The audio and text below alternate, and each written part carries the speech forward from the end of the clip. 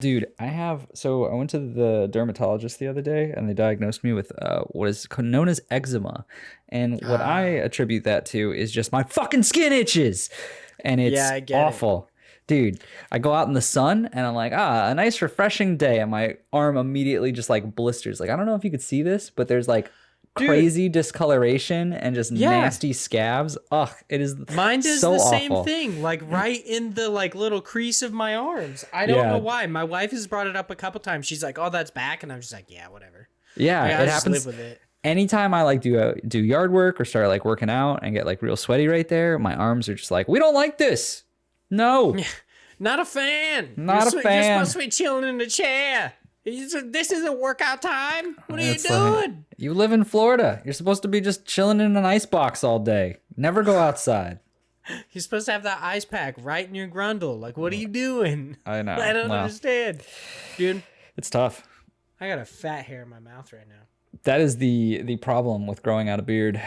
You got hairs all up in there. Dude, you know what I hate the most? For the beard, I'm fine with as far as growing it out, but it's my mustache, man. I don't know why. These ones right here, they're like, hey, we're growing, we're growing. They're like, why don't we just go in your nose? And you're like, no, Oh my please god. don't. That is the worst. I don't care if it goes in my mouth, but like while you're playing, you're like in the midst of a boss fight or something, like several times in my Hollow Knight run.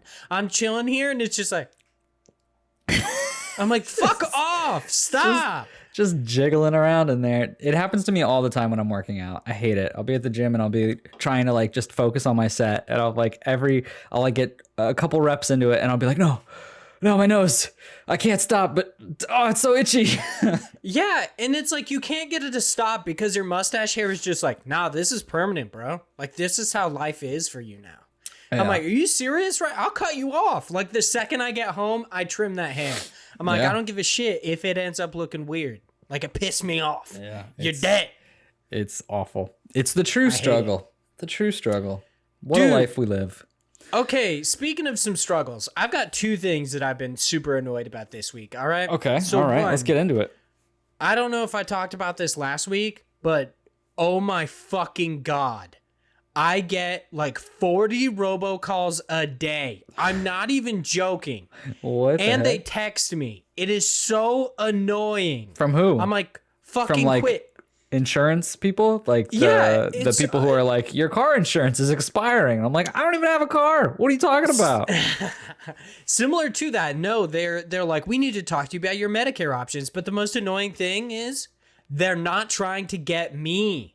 They're trying to get the person who had my phone number before. Oh, no. That hasn't had this phone number for like 12 fucking years. They keep calling me. And they're like, Cricket Thompson, we really need to talk to you about your Medicare options. I've been trying to reach you. And then they fucking text me. And I'm like, Oh my god. stop. This guy's dead. They've been, they've been trying to talk to him yeah. about medical stuff. It's so fucking annoying. I'm like, stop. Just leave me alone. And then the second thing that I found super annoying. Okay, so All right. we moved into our house and it's in like a part of Nampa, Idaho. We used to live in Meridian, Idaho, or like Boise, Idaho.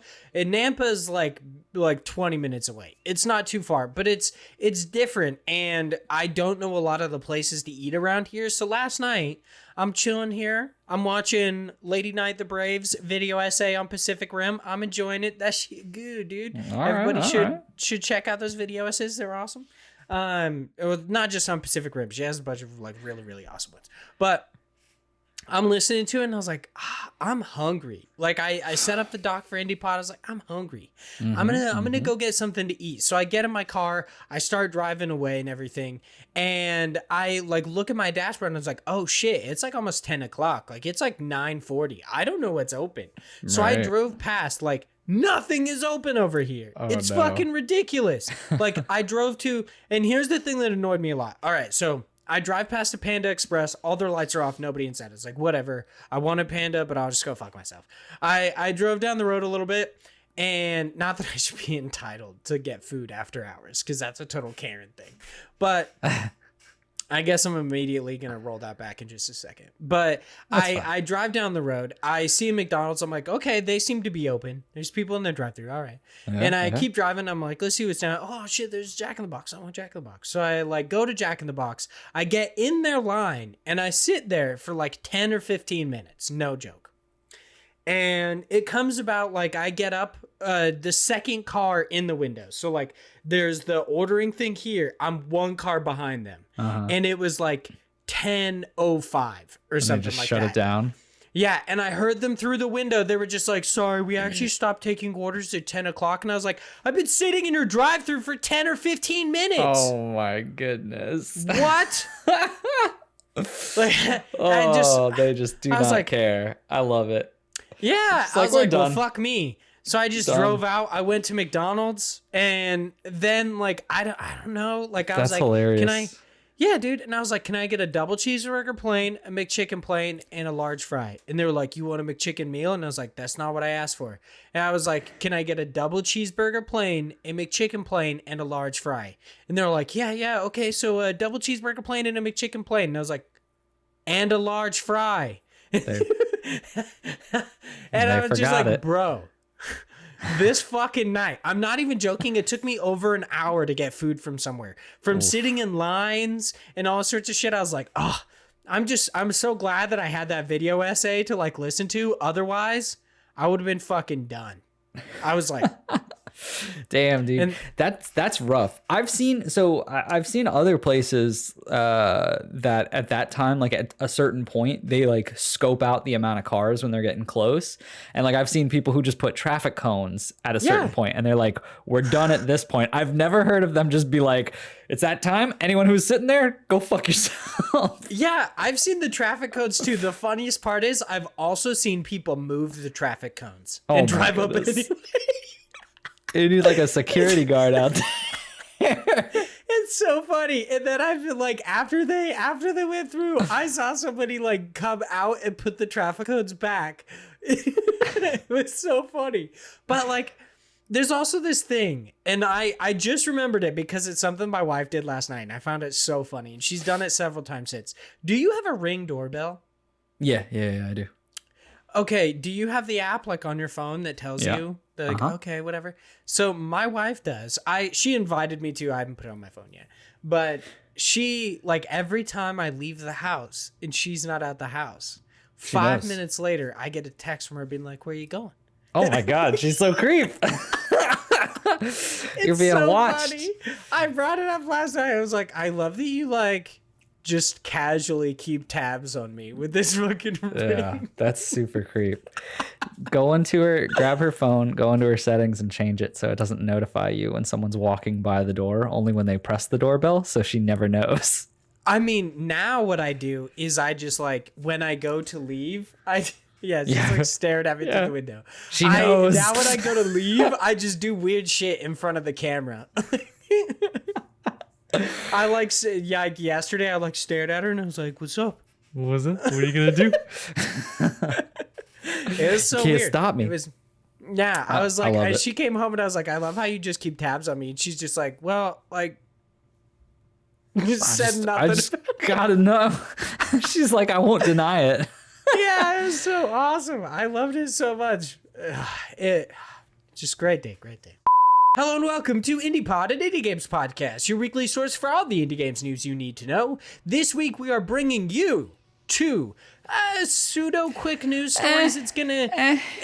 It all just depends on how we discuss it. It's mostly because I'm not going to read them in their entirety because guess what? That'll take me the next decade. So how about no? I'm not going to do that. Granted, it would be quicker for us to read those two full stories than it was to do that listicle of all of the things that were showcased in E3. I'm pretty sure we'd save a little bit of time, but I'm excited. that is easier for me to do than this. Because, Oh, like, yeah. here's the thing. You're like, oh, I feel like you're basing that on a normal person reading it. Like, you're like, oh, it took a long time for that listicle. Like, this, we could probably get through these. And it's like, nah, dude. It's like me fucking tracing with my finger.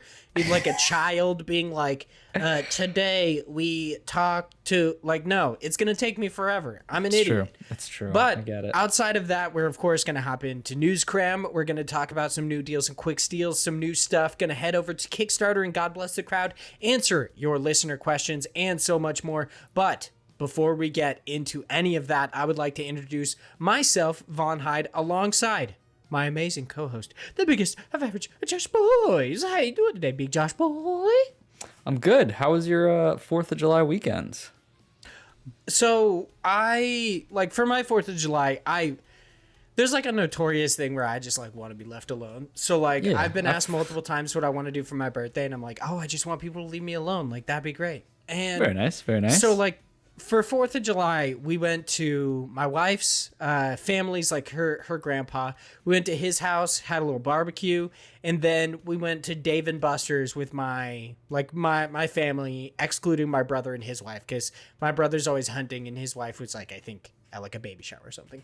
But it was pretty nice. But then they were like, do you want to like hang out for fireworks because this was on Saturday, and they're like, do you want to come over for fireworks or do like a dinner or something on Sunday? And I was like, no, I already saw you this weekend. Like you don't get I'm more. done. Like, Oh my goodness, you're one of those people.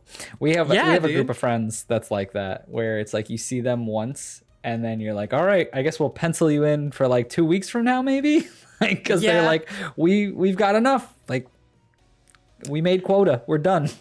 yeah, I'm an annoying person. Like I totally get it. And I know I'm not a good friend. I'm going to be completely honest about it. But I also just like, I just have other things I want to do with my time. Not saying man. that like You anything gotta live your is, life how you wanna. That's the whole yeah, point, exactly. right? I'm like, do what I you just want want to to do. play Hollow Knight, dude. You I want to play Hollow Knight. I want to go to the movies. I want to watch the whatever it is, the Forever Purge, like the new Purge movie, which I went and saw. I hate. You those don't like the movies. Purge movies? I hate no, because I just hate the concept because I know how scarily close it could be to a real thing. Yeah, how that could actually happen. Yeah. Yeah. It's very interesting. I actually really enjoy the movies. The only one I don't like is the first Purge. Not meaning the first movie with Ethan Hawke or Ethan Hunt. It might be Ethan Hunt. I'm not sure. Not that one. That's like a home invasion movie. I'm talking about the first Purge. It's literally titled that. It's talking about how the Purge came to be. That one blows. It's not good. It's like I enjoy the themes and how like it kind of brings it all back, and it's just like, oh, the Purge has always been about like basically almost ethnically cleansing the United States and trying to get rid of like the homeless population and like just ravaging low income neighborhoods. Like I enjoyed well, not enjoyed, but I liked it delving into those themes, but Right. ultimately I just feel like it wasn't a good movie. I was like, nah. But the Forever Purge, or like whatever this latest movie was, is pretty interesting. I actually Yeah. kind of liked it. I was like, this is kind of cool. Whatever. All right. Okay. Yeah, and my favorites are like Election Year and Anarchy, just because those ones are like, we're an action movie, and I was like, that's what I wanted. Hell yeah. So All right then. that's what I did for my 4th of July weekend. All sorts like of fun it. stuff. I like it. What did you do, B. Josh? What did you do? I mean, I did the normal thing, right? I did the barbecue. I went to the pool. I didn't do any fireworks though. I'm not a big fireworks person. I never really Fireworks cared too fucking much. suck. I gotta never, be real. yeah, I never cared, and especially because I have a dog who's like excessively Freaks out. scared of them. Yeah, Yeah. it's like it's not fun for me because it just means like, oh great, now my dog will piss inside the house because she can't go outside because she's too fucking scared. Like, great night. Let me tell you.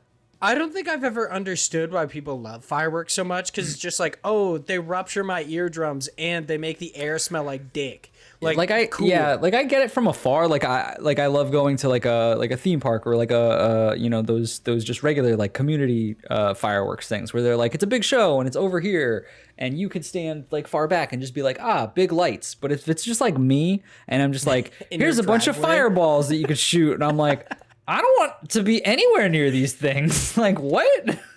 Dude, while I was driving to get food, the road I was driving on had like houses off to the side, but it's still like a main road, and people were just putting their fireworks in the road. Yeah. And I was like, what the fuck? Yeah, that's a thing. That's a thing. Well, I totally get it in like neighborhoods because you slow down in neighborhoods, but this is like a 45, 50 road. Oh, like well, I'm just driving along and they're shooting off mortars. I was like, what the Oh my God, something's going to blow up. Yeah, exactly. And there's always the thing where it's like, oh, a car's coming. You can't really do that on that road because a car can come up like that. Like, what are you fucking putting that shit in the road, dude? I had my windows open and I was like, guaranteed there's going to be a firework that launches directly in my way. Like that would be my luck. Just shoots in. Yeah, it just hits me right in the face or some shit and blows up in my car. Like fucking neighbors, my goodness. Dude. No, well, I'm glad that didn't happen to you, though. We should probably talk about games, though. Of course, before we do that, we do have to get into our housekeeping. Please check out this week's developer interview going live on the 7th of July. This is with Andrew Teo, I believe, of Forest. I believe I said that name correctly. That is the developer, or Andrew Teo is the lead developer. Forest is the development team. They're talking about their game, The Company Man. Seems pretty interesting. Once again, that one's going live on the 7th. Next up, please check out the IndiePod store over on Teesprings for our Teespring store for t-shirts and stickers. Please check out our YouTube channel where we post these episodes. I keep wanting to say live, but it's not live. Yeah. We just post them as video versions over there so you can enjoy it. You can see our faces. Sometimes there's visual gags that don't translate well. You know, it's like true. You can also see Big Joshua's beautiful face. You could do it over there. So please check it out. Please leave us reviews on any sort of platform in which you can do so. Specifically, iTunes helps us out a lot. If you give us a 5-star or any other, but if you write specifically, like how you can write like, oh man, this podcast is so good. Like it made my pants tight. Like, you know, like if you write that, like we'll read it on the show, you know? It's true. We'll read it. Like we don't care. We're obligated. We gotta talk about how tight your pants are. Exactly. 100%. You know what? I'll even be happy about it. You know? So, I mean, they're happy about it, so we should be as well, right? And lastly, thank you so much to all of our amazing patrons. John. It's just John. It's just John. We'll see. Mixamatosis, a.k.a. Mix. Zach Durham. Chase Hopkins. Philip. Card Game Suck Renshaw. Chris Penwell. Always drinking tea. Well, that's new. Josh Nichols and Sam Fillion from Canada. Yeah, Phil wrote to me yesterday. He DM'd me in Discord. It was just like, will you say this? I want to see how Josh reacts to it. I mean, now you're going to have to watch the video version, but I love how your eyes went buggy for a second. You're just like, that's new. I was like, what? I was like, I get it, but like, that's not him. They're different, Philip. You're like, should we get a new patron? I don't know about. What's that wallpaper? What's this shit? He's too busy hating cards. This guy. Apparently, not cool. dude. Apparently. Not cool. Everybody's buying Slay the Spire in the Steam sale, and you're just like, you're spreading this infection of card games. Suck it. So let's talk about the games we've been playing. Josh, you've been playing Buddy Simulator. Ooh, that's not what I've been playing. Yeah, this is why is Buddy Simulator. You know, Buddy, are they similar? Buddy Simulator 1984 by Not a Sailor Studios. Please tell me about Buddy Simulator 1984. So I've been on a kick of wanting to get into like psychological horror games, you know, like my Omori that I ranted and raved about at the start of this year. Mm-hmm. And Doki Doki Literature Club is probably one that I'll talk about coming up soon because I want to try that out as well. That's a horror game? Yeah. Wouldn't think so, right? But yeah, it's like we'll talk about it another time. It's a very cutesy game. That's I know. weird. I know. We'll talk about it another time. Yeah, we'll talk about it when you get to it, but yeah, that throws me off. So Steam Summer Sale is happening, and I was going through psychological horror, and this one came up, and I thought it was an interesting concept. It's called Buddy Simulator 1984, as we talked about, and it is when you look at it from a first glance, there's like a number of different screenshots. It looks kind of weird. It's kind of hard to tell what this is. Essentially, you boot up this program, very old, like it's almost like if you're familiar with before Windows computers, like the OS Windows, there was something called DOS. And DOS, you had to write everything in commands. So if you wanted to say, open up a file, you'd have to type out for the system to actually open that file, as opposed to taking your mouse and clicking on the folder icon and then being there, right? It's very similar to like text-based adventure games. So it's similar to that, where it opens up and you literally have to find out at the start how to do basic commands of like typing in help, enter, learning that you have to view the ROMs, like the list of things that you can run in this program. So the games, then you have to run that game. And then when it starts up, you have this little buddy. And he's like, hey, what would you like to name me? What's your name? What's your birthday? What's your favorite color? And at first I was like, man, this is like a social security like issue kind of a thing. I was like, is this going to be a psychological horror because they're going to steal my information? Like, what's happening here? This is going to be some real life horror. Okay. Real life horror, yeah. But it's like some basic information, and then there's like these little like cheesy games, like there's like Hangman, Rock, Paper, Scissors. It's like nothing special, but you're playing with this AI, and the AI is like, oh, I'm so glad we're having fun, like blah, blah, blah. And when you finish the games, they're like, oh, but I mean, that's all we have. Like, hold up, I could try to figure something else out. And so the AI is learning and is creating a new game for you and is trying to build this extensive like little game for you guys to play so that you can be best friends. And it's all about the game having concerns with, very similar to, you know, like it having real life world thinking of like it's a sentient being, and starts to feel jealous of other people in the game, of other things that it's even creating, and doubting itself of whether you're their true friend or not. And so you're playing this little game, and yeah, I know it's weird. You're playing this little game that keeps growing. And I love this because we just talked about this the other day, where I was like, there's not a lot of games that go into progression of like technical prowess or genre. And this game starts as this text-based adventure, turns into a 2D game, turns into a 2.5D game, turns into, at one point, a 3D game. Like, it's just constantly growing as you're playing. And it plays out for most of it like a turn-based combat game, which is similar to something like the Super Mario RPG or like the Paper Mario games, where there's like turn-based combat, but timing involved of like blocking things. Mm-hmm. And so there's a lot of like little cutesy characters and things that you will do in this game. But as you're playing, there's like these glitches that keep happening. And so you could either kind of go into this realm of pissing off the AI and just always being a dick to it, or being nice to it. And based on the different things you do, you'll get different endings. So there's 4 different endings. I ended up getting the neutral one, which I think was like the worst one. In my opinion, I was like the most like, okay, whatever. But I watched the other endings because I was like, I want to know what actually happens. So I started doing some research, and I actually really like the different types of endings and the different stories that you can get in this. And I just really enjoyed. Oh, and there is one part. If you have a favorite loved pet, like favorite, you know, animal of yours, and you want to play into this where the game says like, what's your favorite animal? And then you name the animal. I would recommend, if you're very attached to an animal, don't name it that animal, because it's going to follow you. And then, you know, it's kind of spoilers, but like something bad's going to happen. You're not going to want to watch it. I made the mistake of naming it my dog. And at the end I was like, oof, I don't like this part. Like, not a fan. Not a fan. Nope. Not a fan. But the game, I wouldn't put it anywhere from like a psychological horror standpoint. I wouldn't put it as anything like way out there. There wasn't like as much as I felt with something like Omori.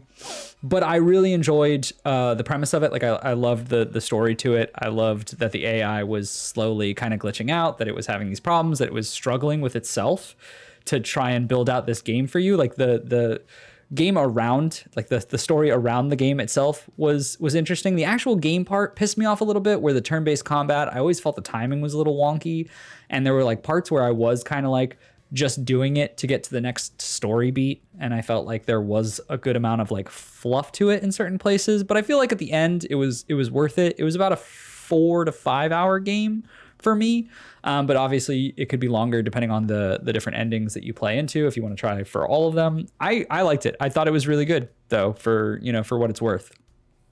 It looks really interesting. I just like while watching the video, the Steam video, I saw like that it has like the little ghost pal or whatever, and it's doing its thing. I think that's kind of cute. Granted, I'm not into psychological horror games. I'm just not. I wouldn't, and I wouldn't. Yeah, so like that's the thing. If you're not into that, like that's kind of why I mentioned like I don't put it on the same tier as like things that really like mess with your head. Like I think that this one was mediocre in that regards. Like if you want to just call it like a horror game, like I don't put it on that. But I thought it was really impressive from the story beat and the story that they told, as well as using that mechanic of the game growing, because based in the story, the AI is building that game for you while you're playing it.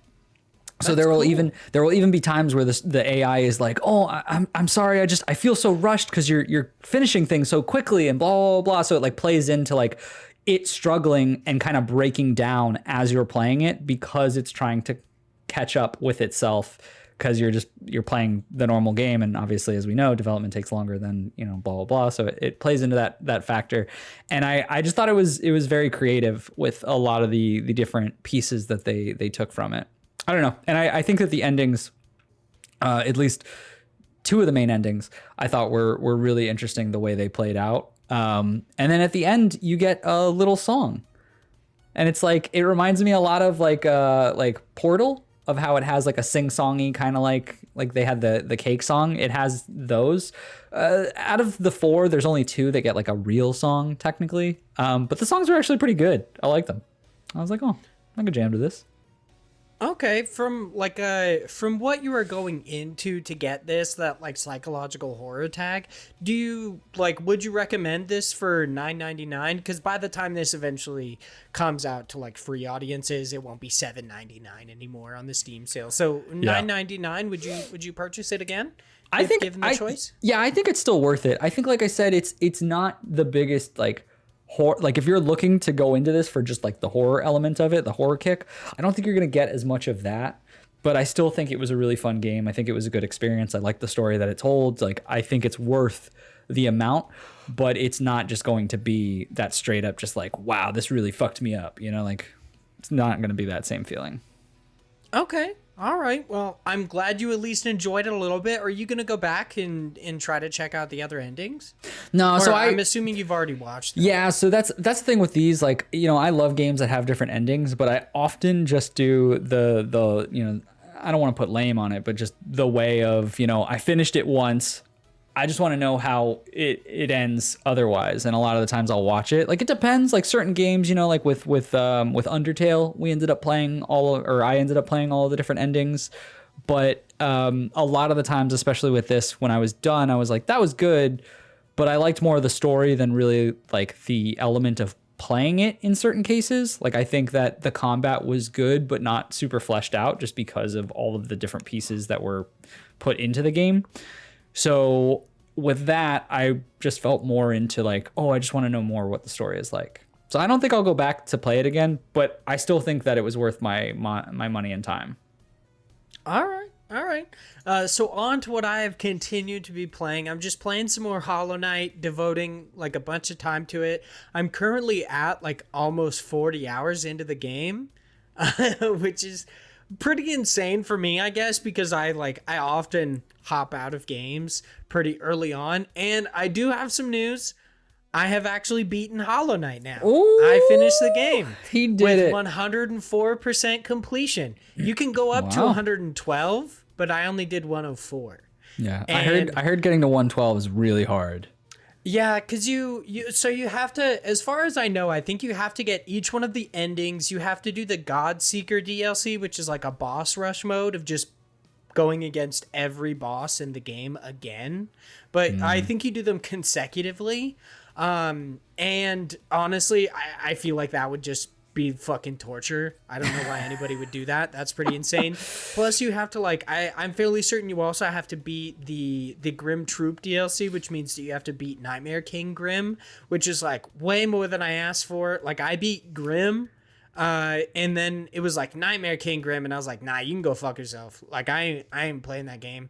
Basically, like there are two versions of several fights that are like the actual realm and then the dream realm when you dream nail somebody. And when you dream nail them, they often will gain new abilities or everything that they did in their original fight. It's just much, much faster. And it's from what I understand, similar in the Godseekers DLC. And I was like, nah, I'm not going to play that. I'm not going to do the Godseeker thing. I don't care. Like, I already know the ending. If I was to get an ending in the Godseekers DLC, I would, and people who like know Hollow Knight will understand this. You can give a flower to the Godseeker. You basically like, and this is also for anybody. If you want to get this ending, you cannot actually do the quest where you take the Grey Mourner's flower and put it on the traitor's child's grave because they disappear. You can't complete that quest if you want to do the Godseeker, if you want to give these flowers to anybody else, because that's something that's actually kind of fun about Hollow Knight, is that you can start to experiment and see what happens. Like, there are several nail masters throughout the game that will give you like different nail arts, but one of them is like estranged from their brothers, and you can actually give them like one of these flowers and they act like it's dog shit. They're just like, I'm just gonna throw it away, that's stupid. And then if you go sit in a bench and come back, they have it like potted in a plant but like pushed off to the side, so hopefully you won't see it. And I find that really, really cute. But with the Godseekers DLC, there is the end of it where, like, seemingly if you beat it in a way with like the Void Heart charm, the Void itself comes up to kill the I believe it's called like the Ultimate Radiance or something like that. It's just a really fucked up version of the end game boss. And then Void just floods into the world. But if you give the I don't know if they're actually called the Godseeker, but if you give them this flower, it ends up like irradiating and eliminating all the Void, which is really cool. And that would be dope. The ending that I would shoot for, but nah, there's like a few things that I won't do. Nightmare King Grim, not fucking with that. I'm not fucking with the Godseeker stuff, and I refuse to complete the Coliseum of Fools. There are 3 different tiers. There is like, I forget what they're called. I know the middle one is the Warrior. It's like the Trial of something, I forget. The Trial of the Warrior and the Trial of the Fool. Because of the Coliseum of Fools. And I'd be the first and second ones, and I was like, okay, I feel good about myself. Like, okay.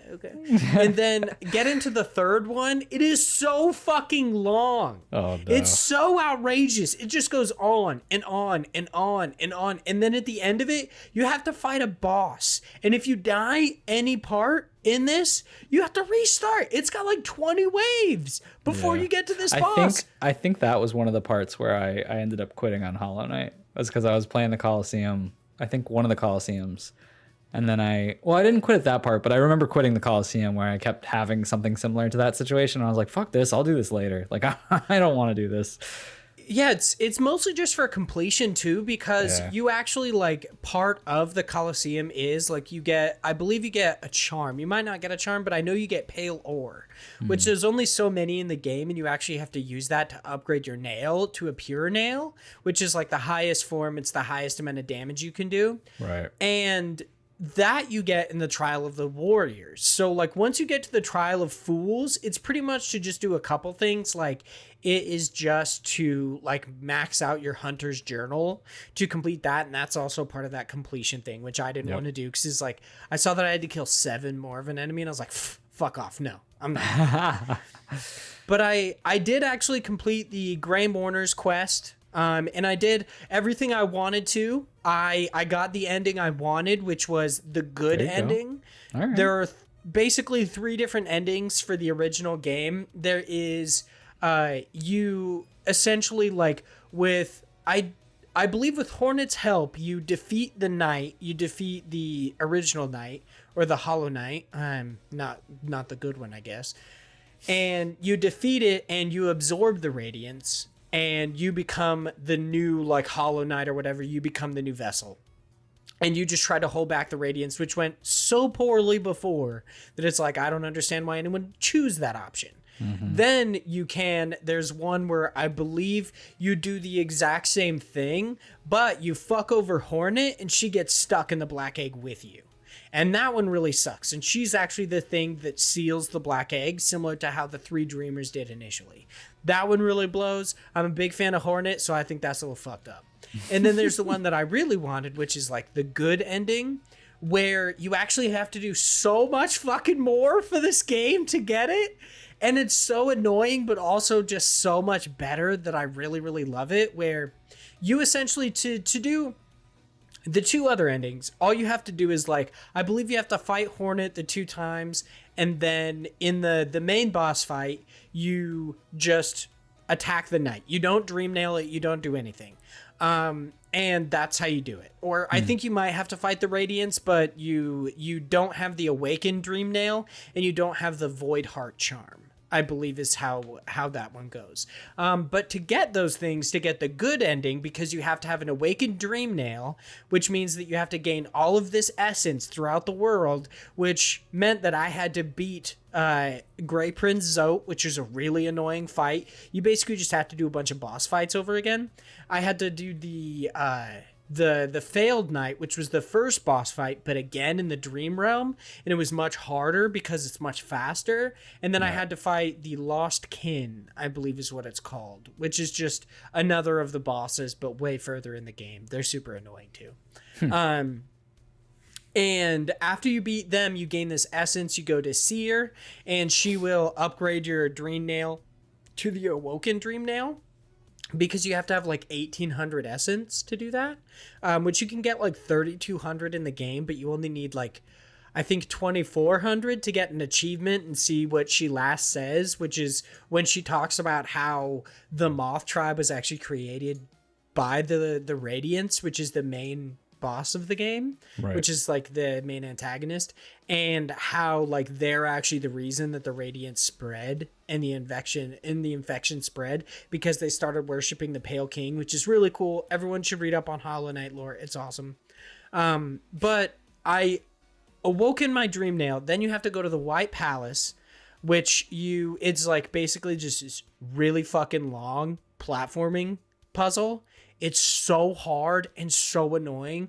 I refuse to believe anyone lived in this fucking palace, because who lives in a palace with 18,000 saw blades and a shitload of spears that stab you from walls? No one. No one does. Shit's fucking dumb. Okay? So you do that just to get part of the King Soul Charm.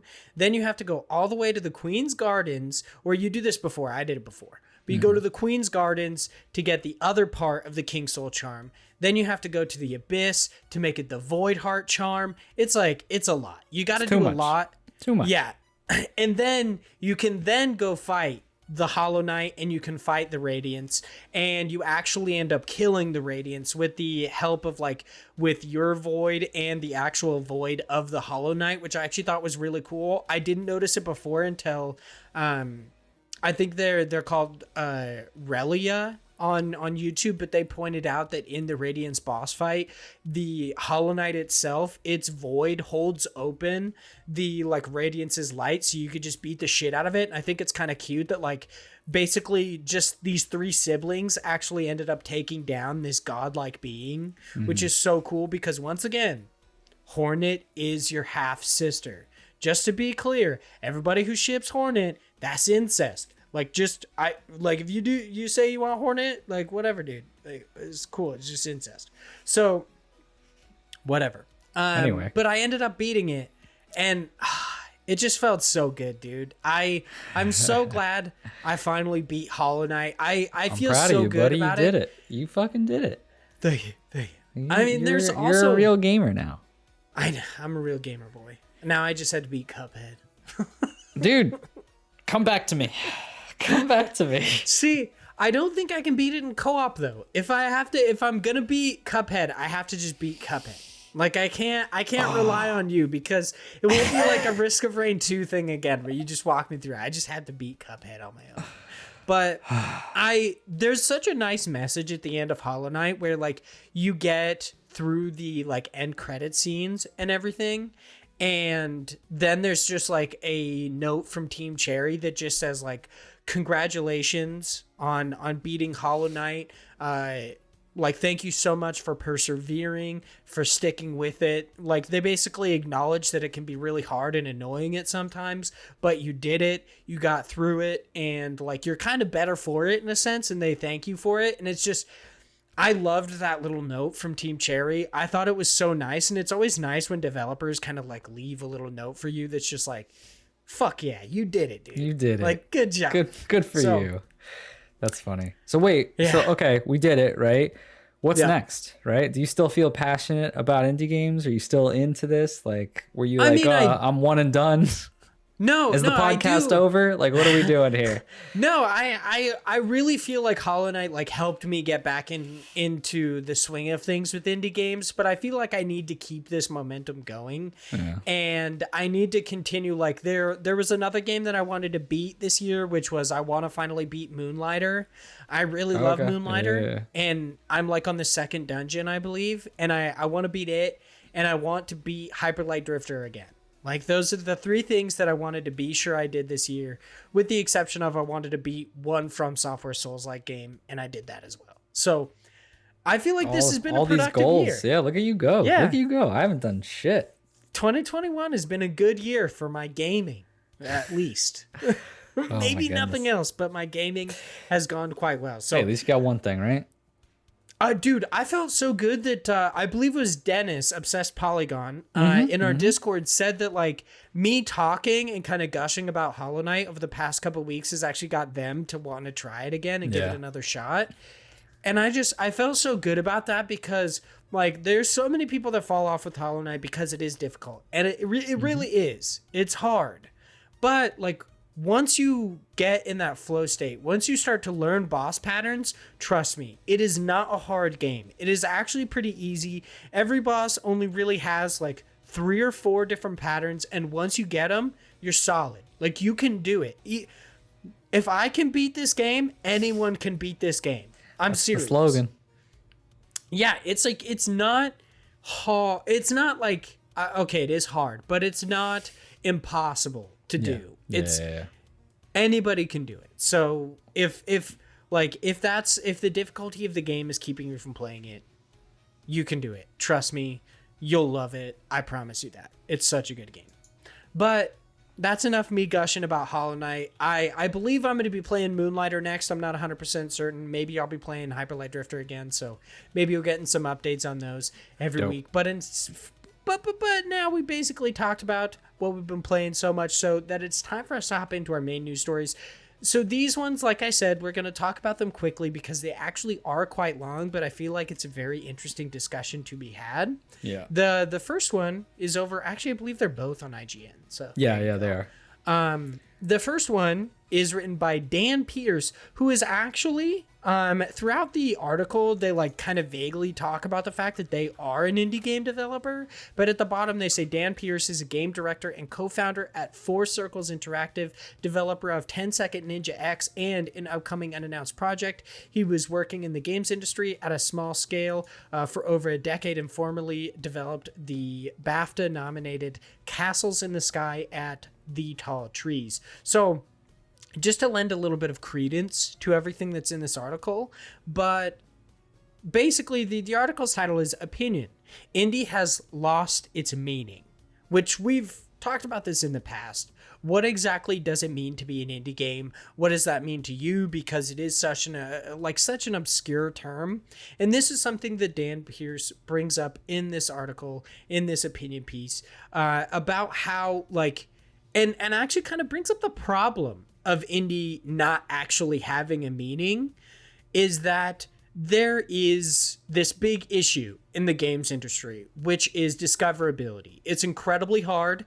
And one of the things that actually started to help indie game developers with discoverability was that indie tag and the idea of going after indie games, playing indie games, like that being part of the games industry and something that people wanted to do. I've gotten, like, no joke, like 3 spam calls in the past 5 minutes. It's fucking absurd.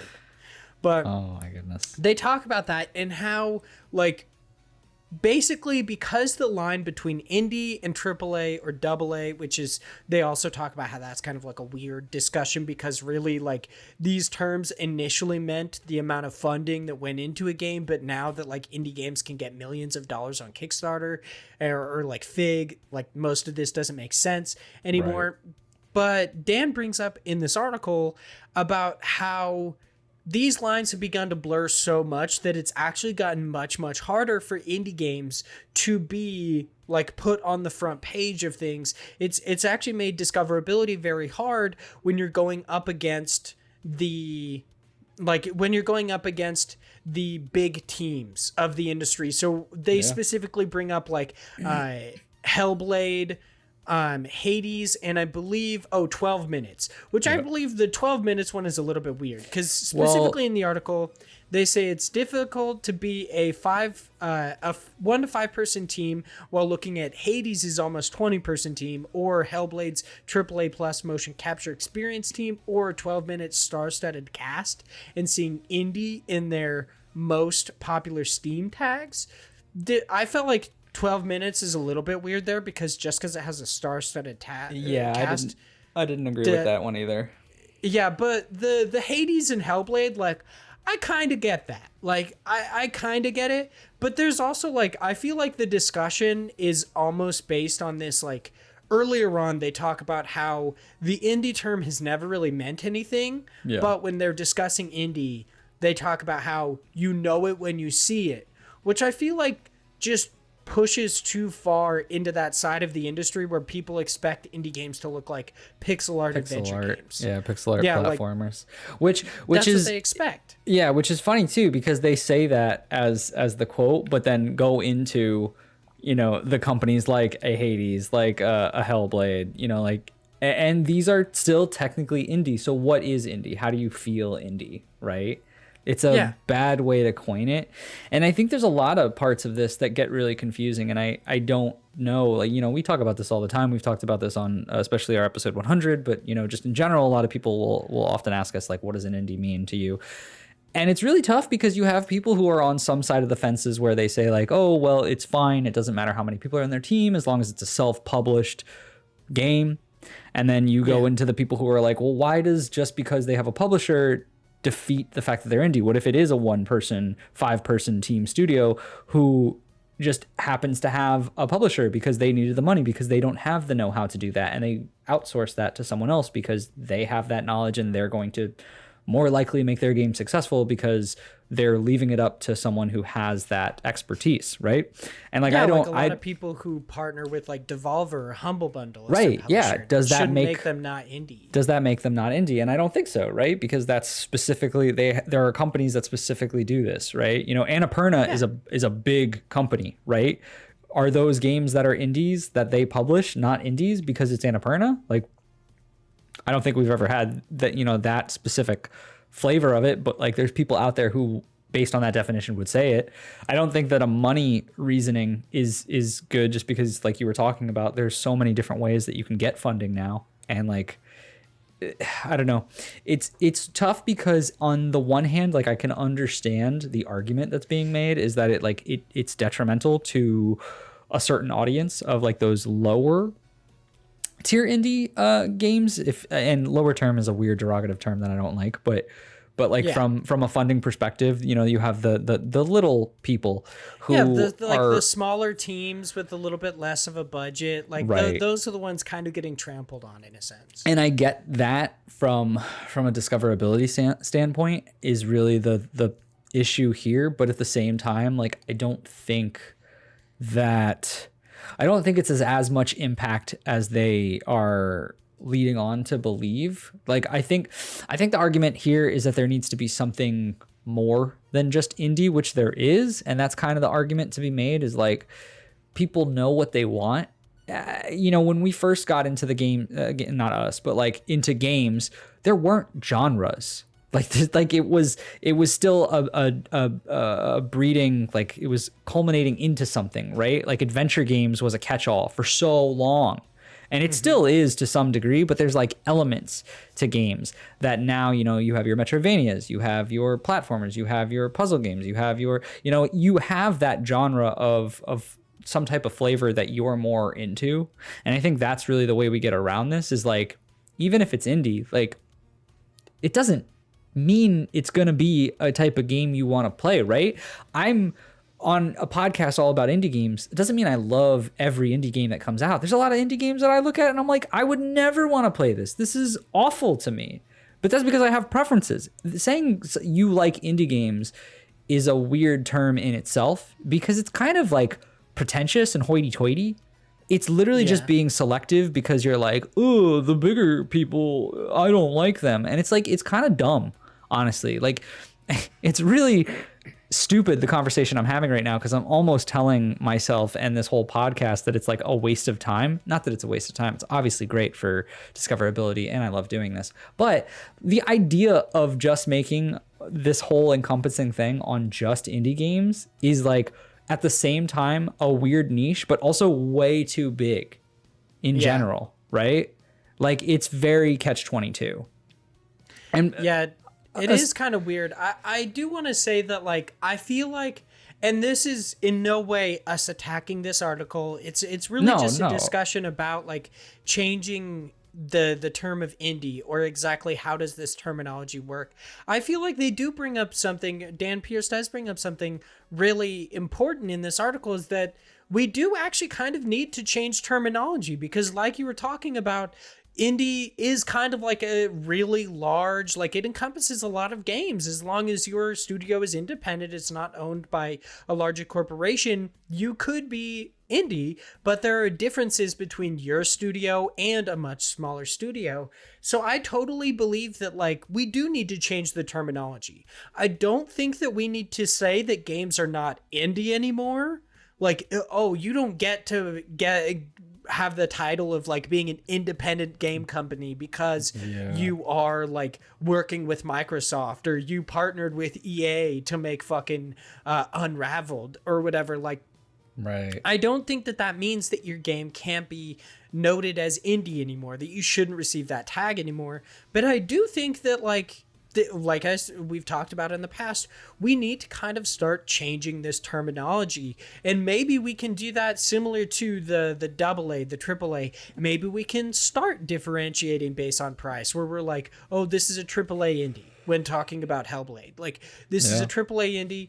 Maybe that will help a little bit more. Granted, like, that's just going to make things a little bit more cluttered. Yeah. But I guess it will help you serve your niche a little bit better. Yeah, like, having that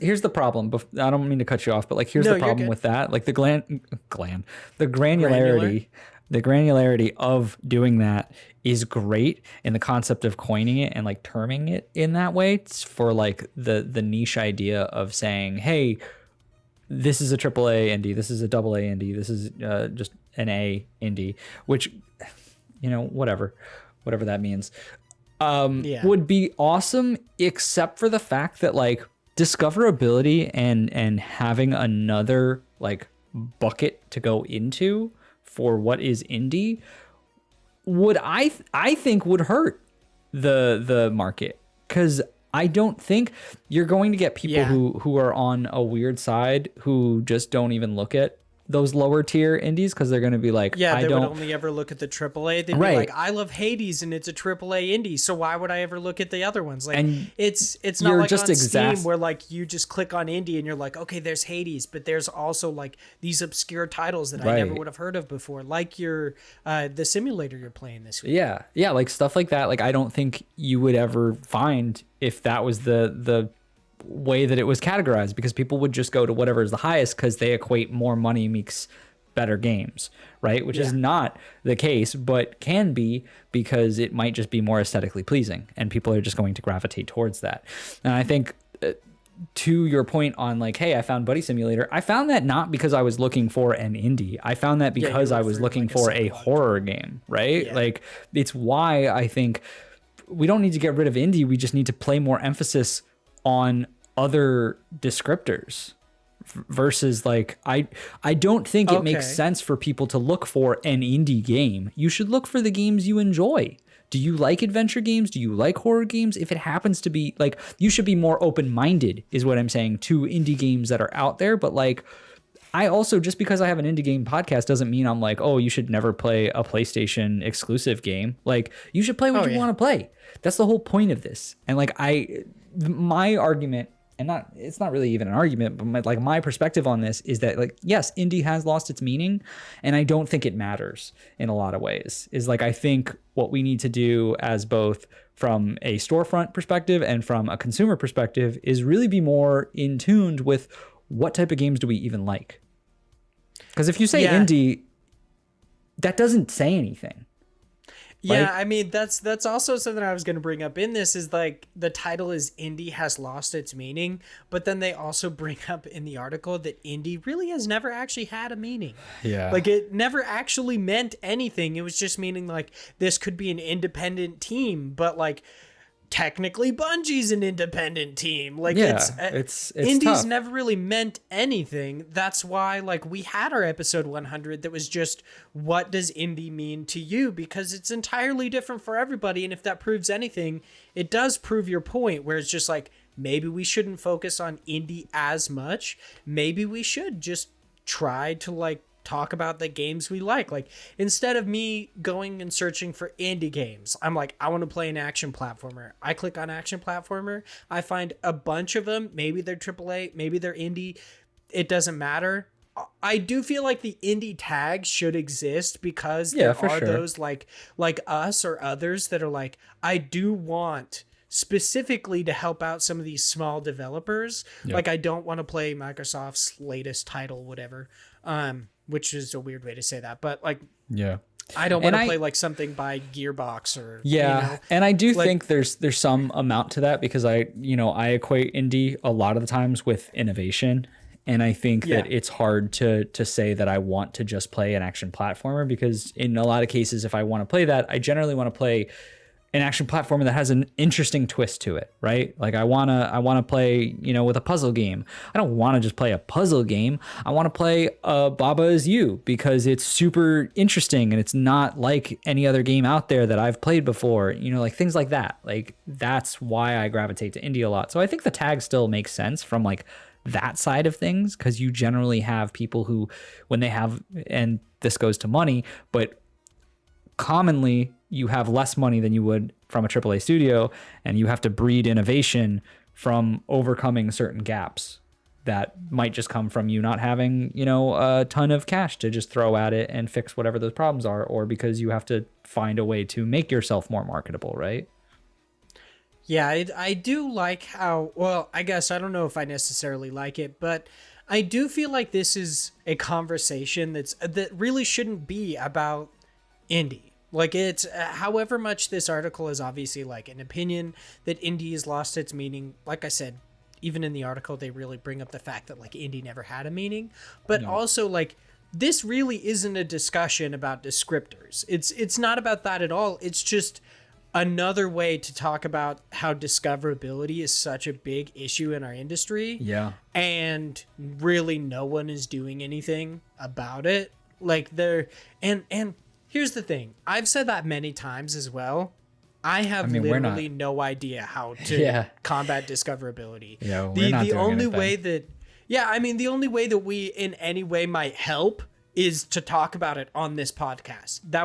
That's the only way that we can do it. The only thing, And- the only thing we do is literally by naming games that we've played or random things Yeah. that we're like, oh, this looks cool, right? Like on this show. But Yeah. how many people are we reaching with this? Probably not a lot.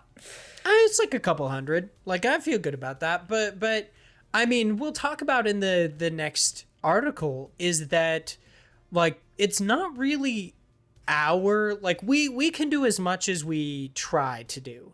But if you're trying to reach the larger gaming audiences, it's not actually on us who put these descriptors on games like indie and stuff like that. It's not the community of gamers which if you hate that term, whatever. It's not the community of people who play games that need to start trying to combat discoverability. Instead, it's really in the hands of platform holders, because if they do nothing about it, then there's nothing that's going to change. Like we can do all we want. Streamers can play games, like that helps discoverability in the short term. But in reality, they're only helping with one game out of millions. If we want those millions to get any sort of light shed on them, it's up to platforms like PlayStation, Xbox, Steam, GOG, like these different storefronts.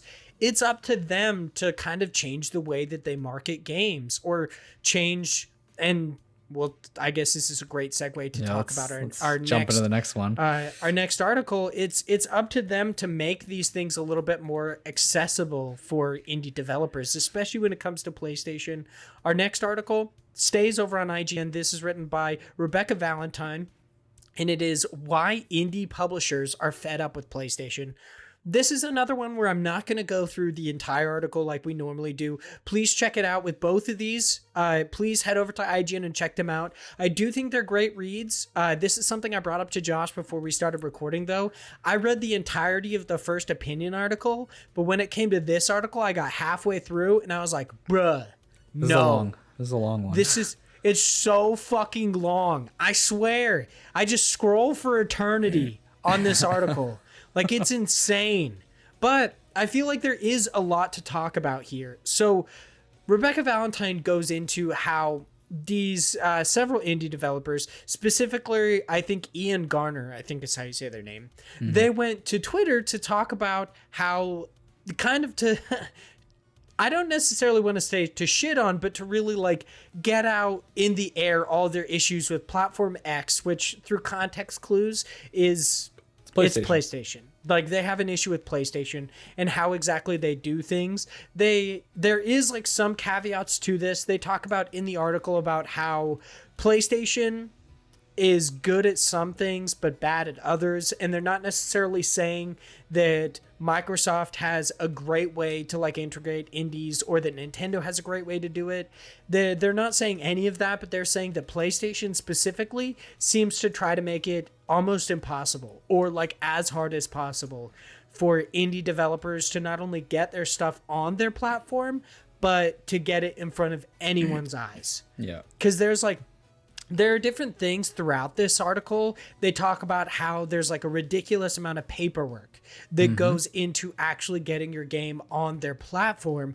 And that's because of the different like localizations or the different regions that they put this out in with like Japan, China, in the United States, like all of these different places. And when you put it out in, oh, here it is. It's for Sony America, Europe, Japan, and Asia, with Japan and Asia having their own portals and processes that require translation from Japanese to move through. So it's like it makes it even more difficult. They have to go through all of these hoops just to get on their platform, not to mention like supposedly, and this is something that I've heard different things from. Like I listen to Sacred Symbols quite often enough, and Colin Moriarty, who's like I think a 49% share owner of Little Mill Games, talks about how getting their dev kit for the PlayStation 5 wasn't actually that difficult. But I do believe that they also like it's a paid for endeavor, and like this is something that a lot of indie developers can't do. They don't have the money to buy a dev kit, or at least not at launch have the money to buy a dev kit for PlayStation 5 or maybe even the PlayStation 4 when other platform holders were just offering dev kits, at times for free. It brings up in this article that they were like given a dev kit for something. And they also talk about in the article about how this is different for every developer. But the difficulty of getting your game, like making your game for this platform, getting it on this platform, also is accentuated by this, like the marketing push for these games. And they talk about in this article about how the discussion with PlayStation essentially goes, where it's like, we want some eyes to get seen on our game. We need that front page. And it's like, you basically have a few options. And if you're really pushing next gen, Like that's something that they really want is people to push their games on PlayStation 5. But here's also that difficult, like this is when the difficulty of actually getting a dev kit comes in. Because it's like, how do you expect people to push things for PlayStation 5 when they can't get a dev kit for PlayStation 5 because they can't afford one? Like these are teams that, and they bring it up like $20,000 might actually be the entirety of the amount they make from this game. And in that moment, they're talking about paying that amount to get advertising. But you also have to like think about how much it actually might cost for a dev kit. Like, I don't know specifically how much, but it's probably a lot. I don't think it's any small feat. I think it is tough because, you know, on the one hand, you could say like, fuck you, PlayStation, you know, fuck Sony, like, and just that could be the end of it, right? And you could just be pissed off. But at the same time, you know, granted, does it need to be that high for certain things? Probably not. But also, it is taking the real estate, you know, when you're thinking of like the advertisement away from what Sony could charge these other companies who are spending that money, right? And at the end of the day, unfortunately, these companies are businesses, and businesses have to run. Businesses have a lot of people, they have a lot of processes, they have a lot of things that they have to run, right? Like Sony has people that they need to pay to do stuff, to like they have families too. And I get it. Like you could be like, oh, but it's a big corporation and like they should figure it out. And I agree. There should be some, maybe it's like a difference in ratios. Maybe there's like an indie section. Maybe there's like, we'll give 1 or 2 indie boxes, but those are cheaper because we understand that, you know, these companies might struggle a little bit more. One thing I did want to bring up is that since you, sorry to interrupt, go. One thing that they did bring up is that they were talking about the advertising and how like they were like, give us 20,000 and you get on here. They were talking about how like they don't expect it to be necessarily free to get on there, but it should be like scaled to the amount that you're kind of expecting to actually get from it, because that's when the 20,000 figure came in, where they're like, that might be as much as we actually get. Like you're basically asking us to pay $20,000 when we have no actual guarantee of getting any money from that advertising. Yeah. And like there's ways to do that, right? Like there's different contract agreements that Sony could come up with that could be like, while your game is bought, if it's on our thing, you know, you might not have to pay the 25,000, but you have to give us an increase of 1% per sale or something, like a larger revenue share. Yeah, like a different revenue share during the time that your game is focused on, right? You might have to give like a base flat fee of much smaller amount, but you have this increased rate because of that. And, you know, an indie developer would be more inclined to do that because even if they are taking a little bit more of a cut, that exposure increase is going to pay dividends in the long run, because then you have more people playing your game, more people talking about your game, and possibly after it's even advertised, you have an influx of people who are buying the game, right? So there's different ways that they could do this where Sony could still be a business and they could need to take money, but they don't have to be as crazy when it comes to the bigger funding that an indie studio cannot afford. It also plays into just like the communication one. Like I think out of all of these, like shady practices aside, and just, I don't know that it's shady, but just like shitty practices in comparison to different companies aside, the communication one is like, what are you doing? Like, oh my God. Yeah. The 9 months they had a support ticket open for 9 months with PlayStation. Like, they're like, sometimes it'll be quick. Sometimes it'll take a month, and then just 9 fucking months to get something fixed. What?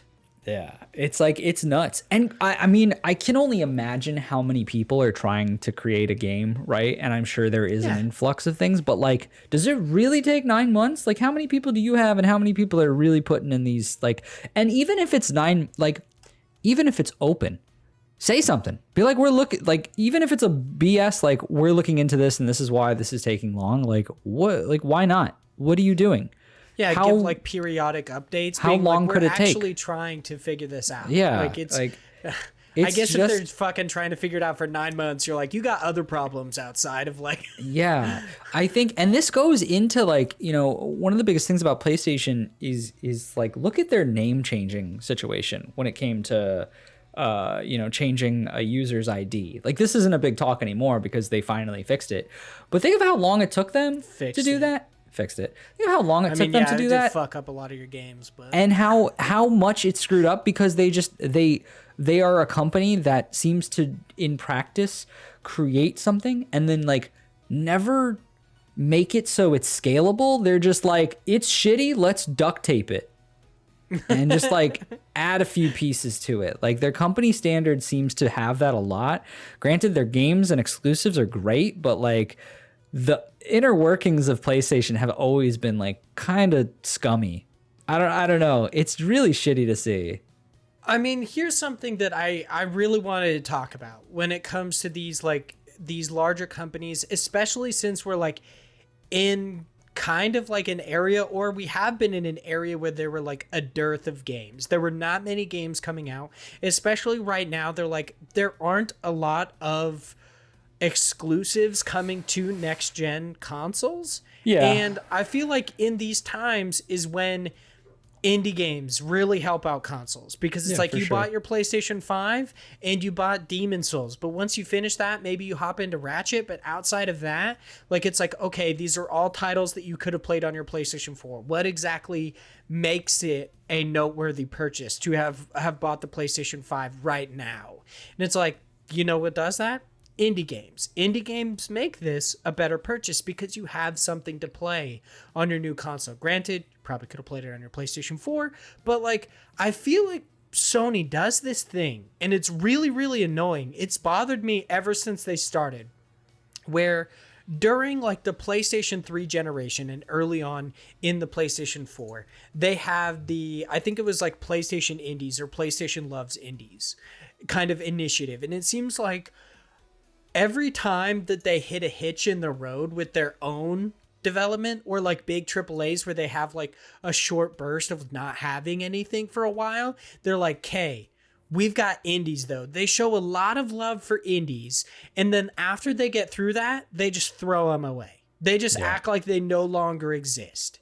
And that bothers me so much, because it's like, do you really not care about these? Like, I get it that they have to be, they do. And it's something we talked about like in the past couple episodes, is that companies have to make money, and we really shouldn't be judging them for doing that. Like, because they have a lot more, they have a lot more to worry about than we understand. They have millions of employees. They have to pay them a livable wage. They have to do all of this. So it's like, things are much more complicated than people often make them see. But also, it doesn't really help the fact that they seem to take them for granted every time. Like, every time that they need something, they start an indie initiative. They're like, Shuhei Yoshida is now the lead of a new initiative that's going to support indie studios. But I guarantee you, Sony is just, once they get in this role where they're putting out exclusive after exclusive, once they really get these consoles off the ground, they're just going to forget about indies again. And I find it so annoying that they continue to do that. I really, really hate it. I can't say that like Microsoft or Nintendo has been all that much better about it. Like, I'm not saying that like Sony's the worst or anything. No. This is just because of the conversation we're having right now. But I just feel like platform holders in general could really be doing more, and maybe that is like how you're talking about these differing revenue shares. Maybe they do just have a section of their homepage where it's like, okay, we have these big AAA games, and then we just have like an indie section. It's like, this is an indie game of the week, this is something that you should check out. What's funny though is we're teetering on the same issue that we talked about in the last article, of if you put an indie page, does it only pop up with Hades and Hellblades and things like that? Which, granted, is a real problem that might come up, but we can't get there unless you do that first, right? Yeah, this is what I meant. Like, discoverability is really up to platform holders, and I think it absolutely makes sense that indie publishers and indie developers are kind of fucking sick of Sony. Like, I get it. Granted, it should be said in this article, they talk about how they're trying to revamp they're trying to revamp their way to get games on their platforms. I feel like they're not just they're not doing nothing. They're not just like, okay, we're gonna have this shitty way to do this forever. I feel like they're trying to get better, but they can't stop there. I think Sony needs to internalize this, and they need to really think about it and be like, okay, we can't just abandon indies halfway through the life cycle of our next console. If you're going to invest in indies and you're going to show that they actually mean something to your platform, you need to do that all the time, not just when you want to. You need to do it all the time. It's kind of the same discussion of like, everybody believes in God when they're about to die, but before that they're like, fuck you. You know what I mean? Like, I don't believe in a higher power, but I always think that's funny. And like, you need to just, if you want to believe in them, you have to do it all the time. Otherwise, you're just kind of being a dick. And you need to not stop there. You need to start actually making changes within your platform. You need to make it easier to discover these games on your platform. Otherwise, these are going to be bigger and bigger issues just over and over again. Yeah, I think it really annoys me. And granted, but, you know, but like, also I understand it. Right. We're both talking about this, and we're giving very minimal ideas. And we're saying like, that's like, you know, because people could look at this and be like, get off your high horse, because we're not doing anything, you know, from like a monumental standpoint. And like, I get it, like, this is tough, right? But like, we need to talk about this, because I think those small steps, the thing like the revenue sharing, the thing like a specific page for indies, maybe like a rotating thing in the month. Like, I love Steam has their that queue, where it's like your personalized queue based on games that you've played. And it's literally like, you could just keep pressing games that they think you might like and get recommendations based on other tags that games have. And you could just sit there and keep going through, right? And like, they could have like a wall of something like that, like your personalized page, right? And I mean, a big like thing that they also bring up in the article that they could easily change is actually making their wish list worthwhile. That's something they bring up, is that Steam's like, the only one that like really matters right now. Yeah. And this is like, once again, we're really not trying to like shit on Sony and saying they're any worse than any of the others, especially when it comes to this wish list feature, because these indie developers are like, whether it comes to like Microsoft, Nintendo, Sony, whatever, Steam is really the only one that actually kind of turns wishlisting a game into sales.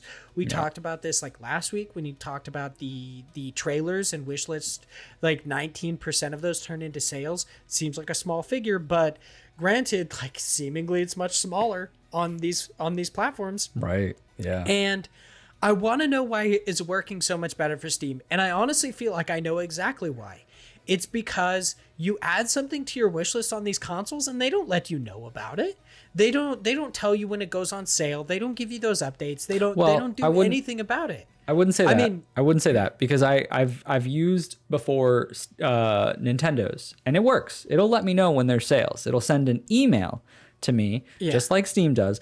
But the thing is, the visibility and the accessibility of their wish lists for most platforms, not as good as Steam. And Steam is really, I think it's honestly just because Steam is a computer-based platform, which usually is much easier because there's more virtual real estate to have things that you can click on and find and go through. Whereas with a console-based system, you usually have just a controller that you're using and you have to go to different pieces. So they try to like refine the UI, and they honestly like tuck those things away, right? Like, they're not as obvious as something like a Steam wishlist would be. So I think like maybe things like that, maybe there's ways that you can have things where you go to your store page and something that's wishlisted on your page is like, if it's on sale, it's immediately showcased at the top, right? Like something like that. Like, that is something that Steam does. Yeah. So like, there's things that probably could pick this up. I think to reiterate your point, is basically like, we're not trying to shit on Sony or Sony specifically. Like, the only thing I'll shit on Sony for is that communication piece of like, you need to talk to your people, man. That's like, their fault. Yeah, like that kind of, and the other one is their sales thing, which we didn't talk about today, but we've talked about in a previous article, how we were like blown away that to put your game on sale for PlayStation, you have to like wait until they invite you for the opportunity to do that. Blows my mind.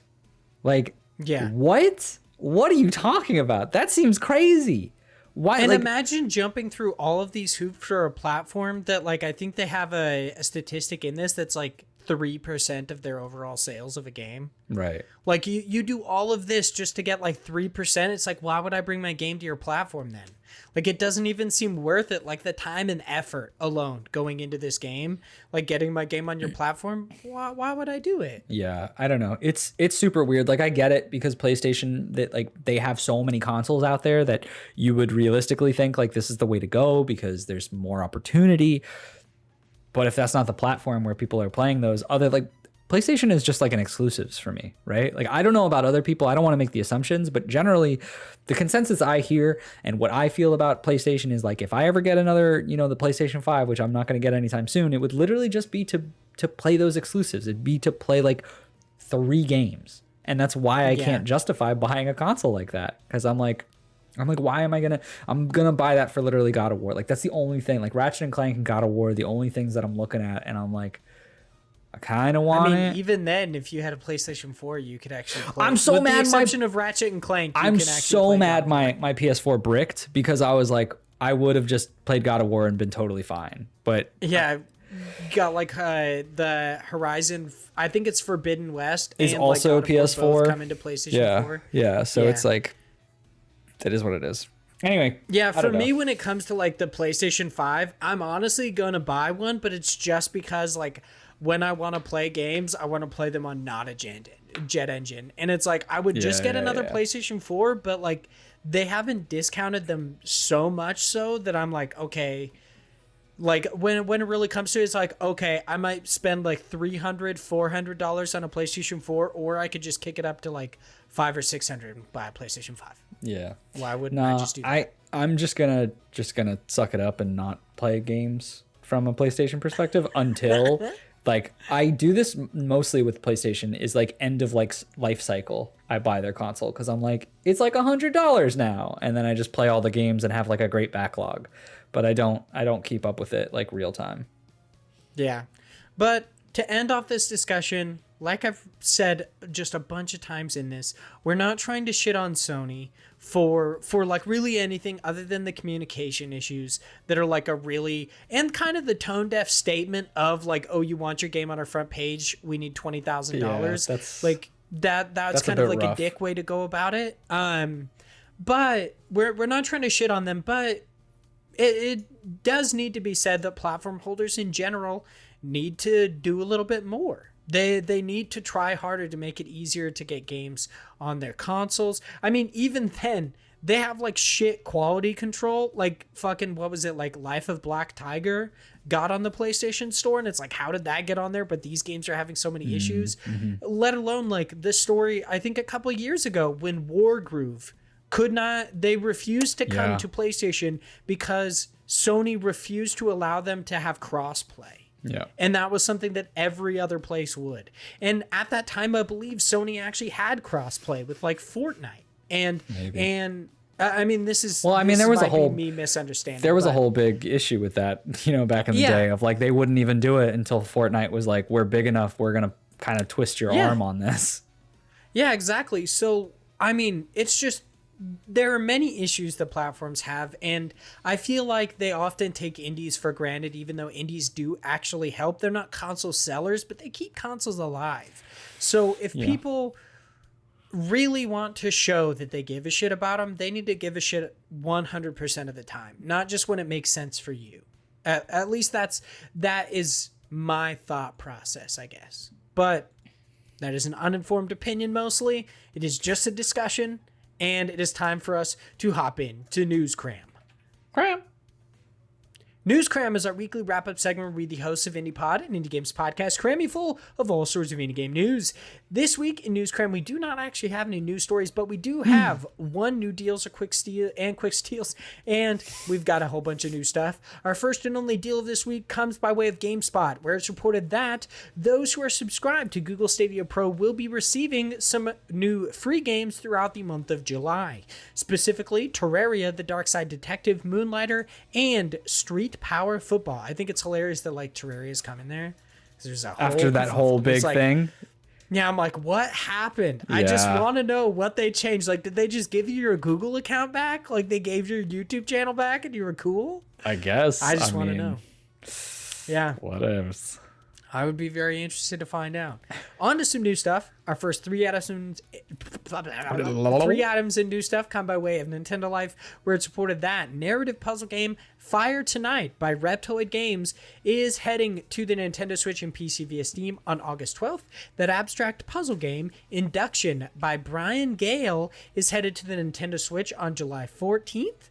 And lastly, that circular platformer Circa Infinity by Kenny Sun is headed to the Nintendo Switch and other consoles. That's like in quotes in the article that just said other consoles. So I was like, okay, I guess I'll say that. Yeah, that sounds like Nintendo Life. Later this year. Yeah, exactly. It's like something what else. Other consoles though?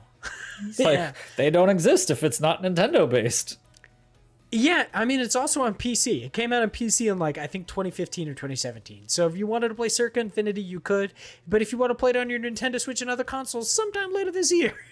Now over on Twinfinite, where it supported that multiplayer dungeon crawler Blightbound by Renemo Games is heading to PC via Steam, PlayStation 4, and Xbox One on July 27th, and that Risk of Rain 2's anniversary update has now made its way to PlayStation and Xbox consoles, which will allow players to play as the new character, the Bandit, as well as adds several new items to the game. They added both just standard items and boss items. So there you go. This has been available on PC for a while, like a year, but or like maybe less than a year. But now it's available on consoles, so everybody can play. Now over on IGN, where it supported that action platformer Grime by Cloverbyte is headed to PC via the Epic Games Store, Steam, GOG. They also said and Humble Bundle in this.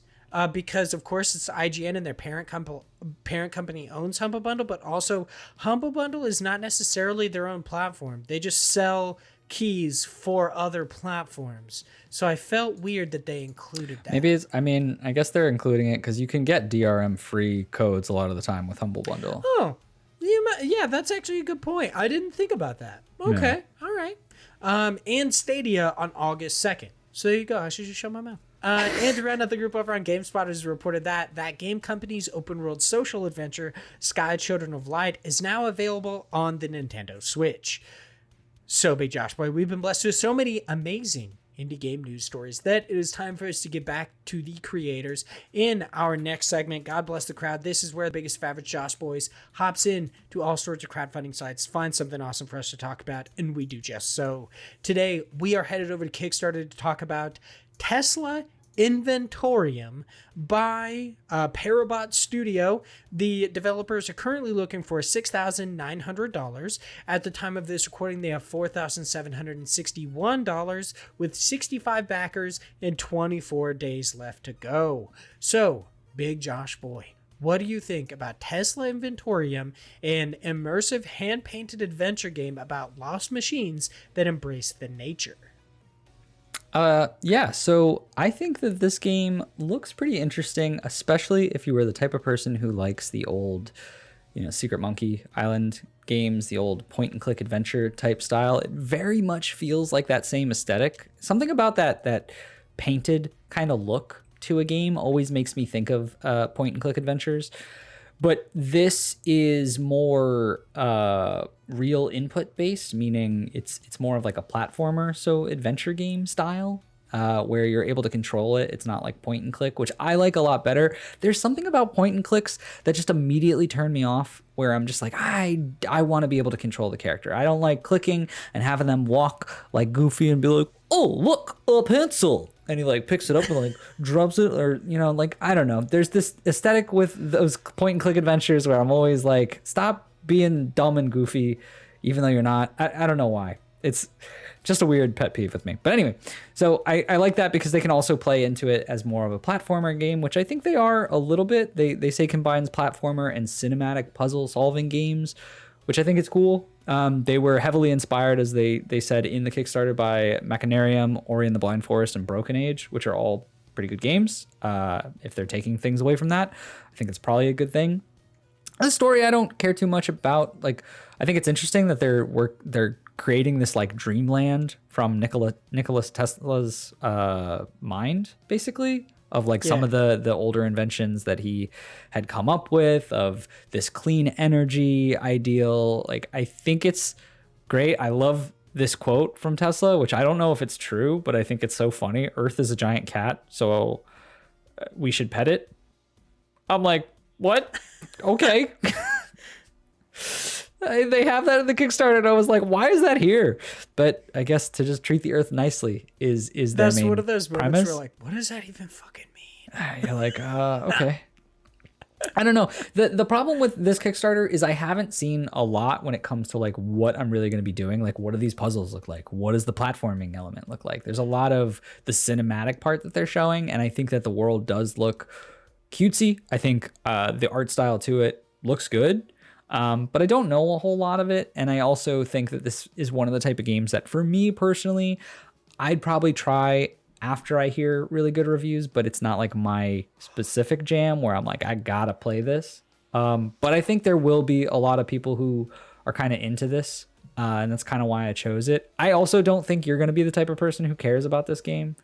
No. But you know, it's not just about us. There's other people out there. So that's kind of why I'm putting this one out there. It was more of, I think it's interesting. I think it's cutesy. It's only $15 if you're part of the early bird, which there's only 3 left, so you might not make it. Otherwise, it's like $19. It's 19, which is still reasonable. Yeah. Like, yeah, it's not a bad price. It's not a bad price at all. I love the idea behind this. This is definitely going to be a wait and see for me, but I think there are people who will like this. Yeah, I mean, this isn't a game that I will play, but I do very much enjoy a few aspects of it. I love the art style. I think the art looks really, really awesome. I really like that hand-painted aesthetic. I think it looks very, very nice and cute. Granted, like there was something that you brought up where you were like, I haven't seen exactly, like, we don't really see the platforming elements. All of the stuff that they show in video or in their GIFs looks like an adventure game. Yeah. Like that's all that it looks like. I'm not really seeing the hybrid of platforming. Like you see him jump over small gaps, but it's like, okay, did I choose to go to one side and then I just click X to hop over the gap? Or like, did he already do that? Like, I'm not exactly understanding what the difference was. Granted, like maybe it's a difference in adventure games because you don't just choose your actions. You're just like, I'm gonna fucking go over there. You know what I mean? Yeah. So because my concern with it is like looking at it, you know, seeing him jump over that little tiny like gap of him, like, because he's like waddling, right? Like, yeah, it looks very fluid. Well, it's fluid, but it's I guess it slow. looks animated. It doesn't look like it's something that a player would do. Like when you jump and you face the other way, like it looks like there's almost no human input in that moment. Where it's just like that could happen because they know what they want for the screen capture of this, right? So like it could be just a thing where they were like, we know exactly what we need to do. We know the inputs we need, right? But my thing with that is looking at it, it's super slow. Like if this is a platformer, like that's going to be pretty clunky when it comes to... it takes you 25 minutes to get across the platform. Yeah, You're if like, there's like real platforming in this other than just like, a tiny gap. Yeah. Like, it might get a little bit more frustrating. The other thing that I really love about the game is that story concept of essentially like Nikola Tesla, his lab burns down and all of his inventions are lost. So you essentially send this like robot into your subconscious to try to find all of your lost inventions so you can reinvent them. I think that's really, really cool. And it's all based on the idea of Nikola Tesla supposedly like running through his inventions in his head before ever, or like running through and testing them before ever actually creating them. I think like the story and the art seem really, really cool. The gameplay, I mean, at this point kind of seems non-existent to me. Like they say it has platforming elements, but I feel like they just don't do enough to make that clear. Yeah. But I think it's very cute. I think like, I will agree. Granted, I think anyone going into this should be more expecting an adventure game than they do anything else. Yeah. Like, I think that makes sense. Yeah. Which there's like, a lot of people who are into game that side of things. Oh, 100%. Yeah. It's just not my deal. It's not my cup of tea. Yep. So if you're like investing in this or popping on here, I would just say like, do it because you like adventure games more so than you like platformers. Because it seems to be like more heavily leaning toward the adventure game genre than Yeah. platformer. Yeah, like they say they're inspired by Ori and the Blind Forest, but I wouldn't expect that game playing this kind of a thing, Yeah. right? Like, but I still think that if you're into adventure games, it's worth giving it a look. Oh, yeah. Yeah, absolutely. So I think we pretty much covered all we're going to about Tesla Inventorium. But once again, it's over on Kickstarter, and they have 24 days left to go. So if you're a fan of like adventure games, if you want to see this hybrid, you want to check it out, please do so. Head over to Kickstarter, give it a look. It is time for us to hop in to our listener questions for today. We have Chris Penwell, of course, my co-host for Go Beyond, their active quest, all that fun stuff, friend of the show, writes in and says, do you think we can call Blooper Team indie when they're now working on Konami games? So this is obviously kind of an extension of the conversation we had before about the meaning of indie, what exactly that means. Yeah. And I feel like this is an interesting discussion to have, because I don't understand why you wouldn't call Blooper Team indie, like the developer, because they're an independent developer. Right. But would I say that like a Silent Hill developed by Blooper Team was indie? Probably not. Probably not, because it's like a Konami IP, but it is developed by an independent team. Like I understand why this question would come up. I feel like it doesn't degrade the team in any way. Like, they're still an independent team. It's a weird gray area, though. Yeah, like, I mean, it's very similar to, like, Tarsier with Little Nightmares and Bandai Namco. It's like Bandai Namco is the one who owns that IP. Tarsier is an independent studio, so we say that, like, Little Nightmares is it's an indie game, but I guess that would be the same question here. Like, would you call this Silent Hill game an indie game? Yeah, that's super interesting, because I thought of this in lieu of Crypta the Necrodancer and then Cadence of Hyrule, right? Would you consider Cadence of Hyrule an indie game? I would say yes. Yeah. But it's got the IP from Nintendo property, right? But the thing is, it's not like fully a Zelda game. You know, if it was like they gave the developers who created Crypta the Necrodancer and they were like, make a full-fledged Zelda game, I might think of that a little bit differently. Whereas in this, you know, maybe if Bluebird Team is working on specifically Silent Hill, is it an indie game? It's tough, because from our definition, right? Like, this is exactly the idea of, like, you'll know indie when you feel it, because based on the way that we talk about indies, it should be. It just doesn't feel right to say it's indie, you know?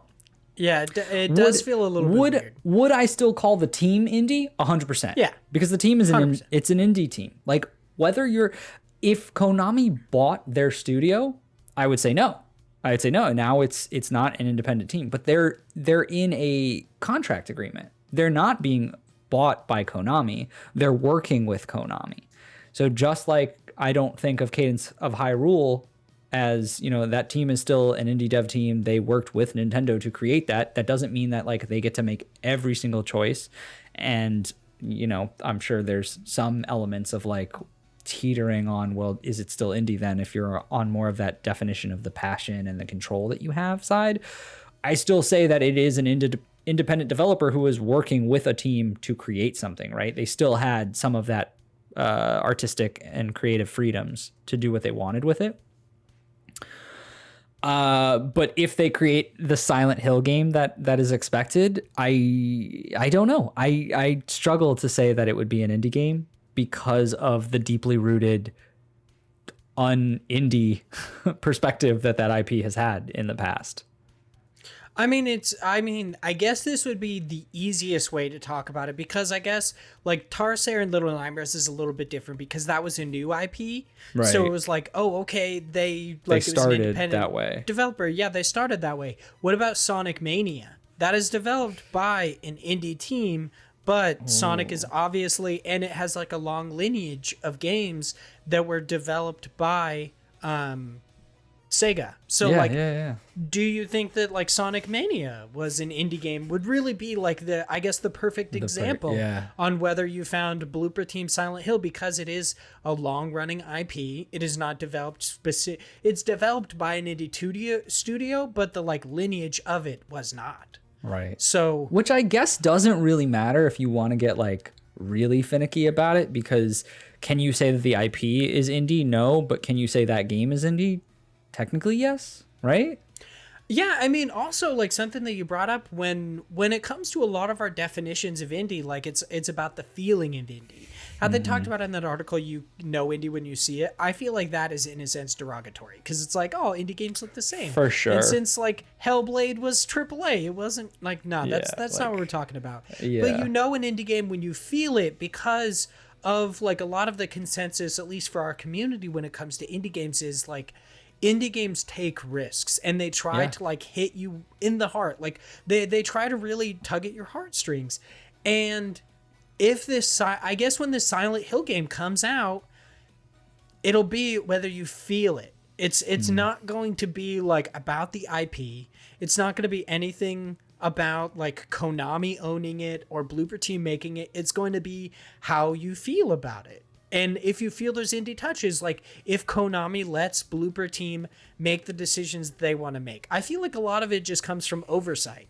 Like if Blooper Team just gets to make the Silent Hill game that they want to make, and that's kind of obvious in the game and the way it feels, and it wasn't that they were like pushed to make a certain type of Silent Hill, then I think, yeah, probably. Like I would probably call it an indie game when it comes to that point.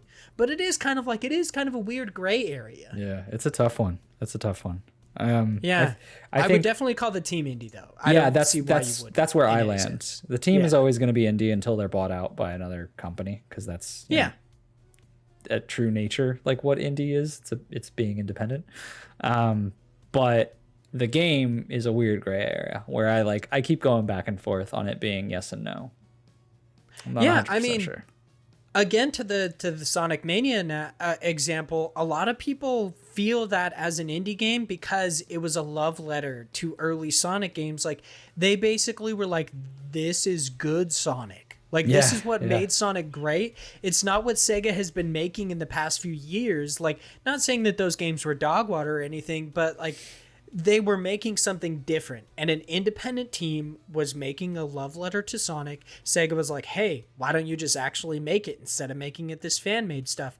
And they made it, and I do feel like Sonic Mania is an indie game. So I guess, like, when it comes to this Silent Hill, if you get it and you play it, and you feel those personal touches that an independent studio would make, then yeah, like, that's ultimately up to you. I'm not going to play it, though, let's be honest, because I don't like the spooky games. Not but, a spooky fan, huh? I don't know. I've also heard that the medium was not very good. So I hope that...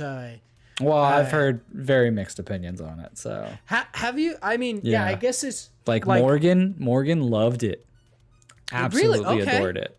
Yeah, I've heard a few people who are on each side of the fence. Yeah, and I guess Observer was really good. Like, a lot of people loved Observer, so... and Blair Witch, I guess, also had people on both sides of the fence as well. So it's tough. It's tough, right? Like, I don't think you're ever gonna probably be into it just from the horror element of it. Oh yeah. So I don't think it matters, but like, yeah, it's a toss up. We'll see. Yeah, I guess it'll completely be like contextualized by other people when it comes out. If we for sure like cover it or talk about it or anything, and just be like, I don't know. I guess if they say it feels indie, I'll say it's indie. Whatever. I mean, we'll see. Yeah, maybe I'll try it. I don't know. Yeah, like you said earlier, indie has never meant anything. So, the Wombat Emperor of Australia, aka Philip, Card Games Suck Renshaw, writes in and says, I like how it's no longer like Philip Renshaw, aka the Wombat Emperor of Australia. It's the Wombat Emperor of Australia, aka Philip, Card Game Suck Renshaw. That's just such a long title. Writes in and says, "Hey Josh, where do you prefer playing your games these days? On Xbox or on the PC?" Depends if I'm playing with people. PC if I'm playing by myself. The Xbox, actually. I've been playing Yakuza Like a Dragon. But I guess if you're playing with your wife, you play on your Xbox, right? That's true, yeah. I've been playing Yakuza Like a Dragon recently, and I started playing on the Xbox, and man, I love just being able to like lay down on the couch and play a game. Like, especially with that one, because it's turn-based in a lot of ways, even though there's some real-time stuff. Also, a quick shout-out to xCloud. Super fucking cool that I can play Yakuza Like a Dragon on my computer browser and have my save state, save it, and then just walk to my Xbox and then continue playing. It's fucking... That's cool. Boom, baby. We are in the future right now. So damn cool. But yeah, I would say... in the future right now. I would say it really does depend, but I am liking my Xbox a little more just for the lazy gamer in me. All right. There you go. Then he also writes in and says, "Hey Vaughn, any updates on the previous owner of your house checking in on your mail?" So we went like 3 weeks without this person coming by and checking our mail because I believe that they're like soon to be ex-wife or whatever. That's why they were selling the house, because they were getting divorced. But their like ex-wife changed their address, so our house was labeled as vacant for the like postal service, and we had to put like, okay, these are like, I put my name, we put our roommate's name, and my wife's name is like, these are the people who get mail here, so we no longer get this person's mail. But funny you wrote this in, like 3 days ago or something, he came to our house and was going through our mailbox, and my wife was like, I don't know what to do. She was getting all in it. She's like, I'm going to have to buy a locking mailbox so this guy stops going through our fucking mailbox. Yeah. Like all sorts of stuff. And I actually talked to him last time he came by. I was like, dude, I didn't bring up the fact that it's a federal offense, but I was like, my wife feels really uncomfortable that you do that. So you need to stop going through our mailbox. We will call you if we get your mail. We haven't got any of their mail because they changed the address. Yeah. We are the only ones who get mail here. So it also annoyed me because he asked my roommate about if we got any cards in the mail. And it's like, why would you be sending something so important as a credit card to this address? Yeah. What? Super sketchy. We're not your fucking... We're not your mailing address. We're not a postal office. Get a fucking P.O. box if you don't have, like, a specific nail-down address. Like, ugh. But, so my wife was, like, in a huff. She was like really having issues. She was kind of having a mental breakdown about this because she was like, I need to get a new mailbox, but this mailbox is too big. She was having like a panic attack about it. No. So she ended up calling which is like a total first world problem, by the way. Just have to point that out. I mean, I don't think so. It's a panic because you don't know this random stranger who's like going through your shit. Yeah, we were expecting some important stuff in the mail, like the bit of our security deposit that we got from our apartment and like some cards and stuff. We were expecting it in the mail, and she was like freaking out about that because he went through our mailbox like that week. But so my wife ended up calling our realtor, who called their realtor, who explained to him in Spanish, because from what I understand, he is bilingual, but he doesn't speak English incredibly well. Yeah, as well. Yeah. So she actually explained to him in Spanish that like, hey, you need to stop doing that. It's actually a federal offense. You need to like switch your mailbox or whatever. You need to stop going over there. And we are going to contact our like realtor if he keeps coming over and trying to like go through our mailbox and stuff. Like, I mean, if not, you have to get the cops involved. Like, honestly, I don't think we ever would have had a problem if they just came and asked if we had their mail, but it was that he was going through the mailbox. I think that's so crazy. Like, because for us, we had the same thing where for a long time, we were still getting, like, every so often, we still get the person who lived here before their mail. And we're like, why? Oh, yeah. It's like a guarantee. But you move into a new place, you get people's mail. Like, it's just something that happens. But, like, just whenever it happened, we would send them an email because we talked back and forth between them, and they were like, okay, we'll come by, just leave it outside. And there was never like an interaction. We just left it on a windowsill. We'd open that door a little bit later and it would just be gone, right? Like, but I would never expect in a million years for them to be like, hey, you chill with us, just like coming over every so often and just seeing what you got in there. Like, what are you, a psycho? That's not how things work. That was the only Yeah, that was the only problem. It's like we have no problem helping somebody out, giving them their mail. Like they held, we had to get some stuff sent here like the month before because we gave them a month for them to like live here so they could get everything ready and move out before we could move in. So we had to have something sent here because if we got it sent to our apartment, it might have got lost in limbo or whatever. So for sure, they held it for us. So we were totally happy to do them a favor and do the same thing. And we were holding their mail and giving it to them for a little bit, but once they started going through the mailbox, it was like, stop. Yeah, that's too much. That's too much. So there you go. There's the update. Hopefully I'll never give you another one. Oh my God. I'm gonna cross my fingers on that one. Yeah, I thought it was over when I told him to not go through the mailbox anymore, but I think it was just a communication barrier. But yeah, it was very interesting. Yeah. So they also write in and says, hey, both of you, if you had to make your list today, what would be your favorite game of the year so far? So I guess not necessarily our list, but like our number one game for game of the year this year. Yeah. This is a tough one for me. I'm gonna be honest. I don't think this year has been that great for games that I've played. Like I've had a lot of relatively good ones, but nothing that's been like, that's my jam, right? Like I think, and granted, I mean, it favorite game of the year so far, it depends on how we're looking at it. If it's like what game we've played this year that isn't exclusively titled with the 2021 date range, I would say Omori for sure. DLC doesn't count. Otherwise, I'd clearly say Binding of Isaac because I have put so much time into that, dude. I cannot stop playing that. Like, and it's one of those things where I'm like, I'm gonna get tired of this eventually. And then I unlock a new character, and I'm like, this is so cool. This is so different. I've got all these things to do, and I just spend more hours and hours and hours playing that game. I can't stop. But if we're talking about what's come out in 2021 and has been the best so far, I think my two competing ones going back to back are Everhood and Loop Hero are the two right now that I'm kind of like up in the air about for best. I honestly think that Loop Hero is the only indie game that has come out in 2021 that I've played.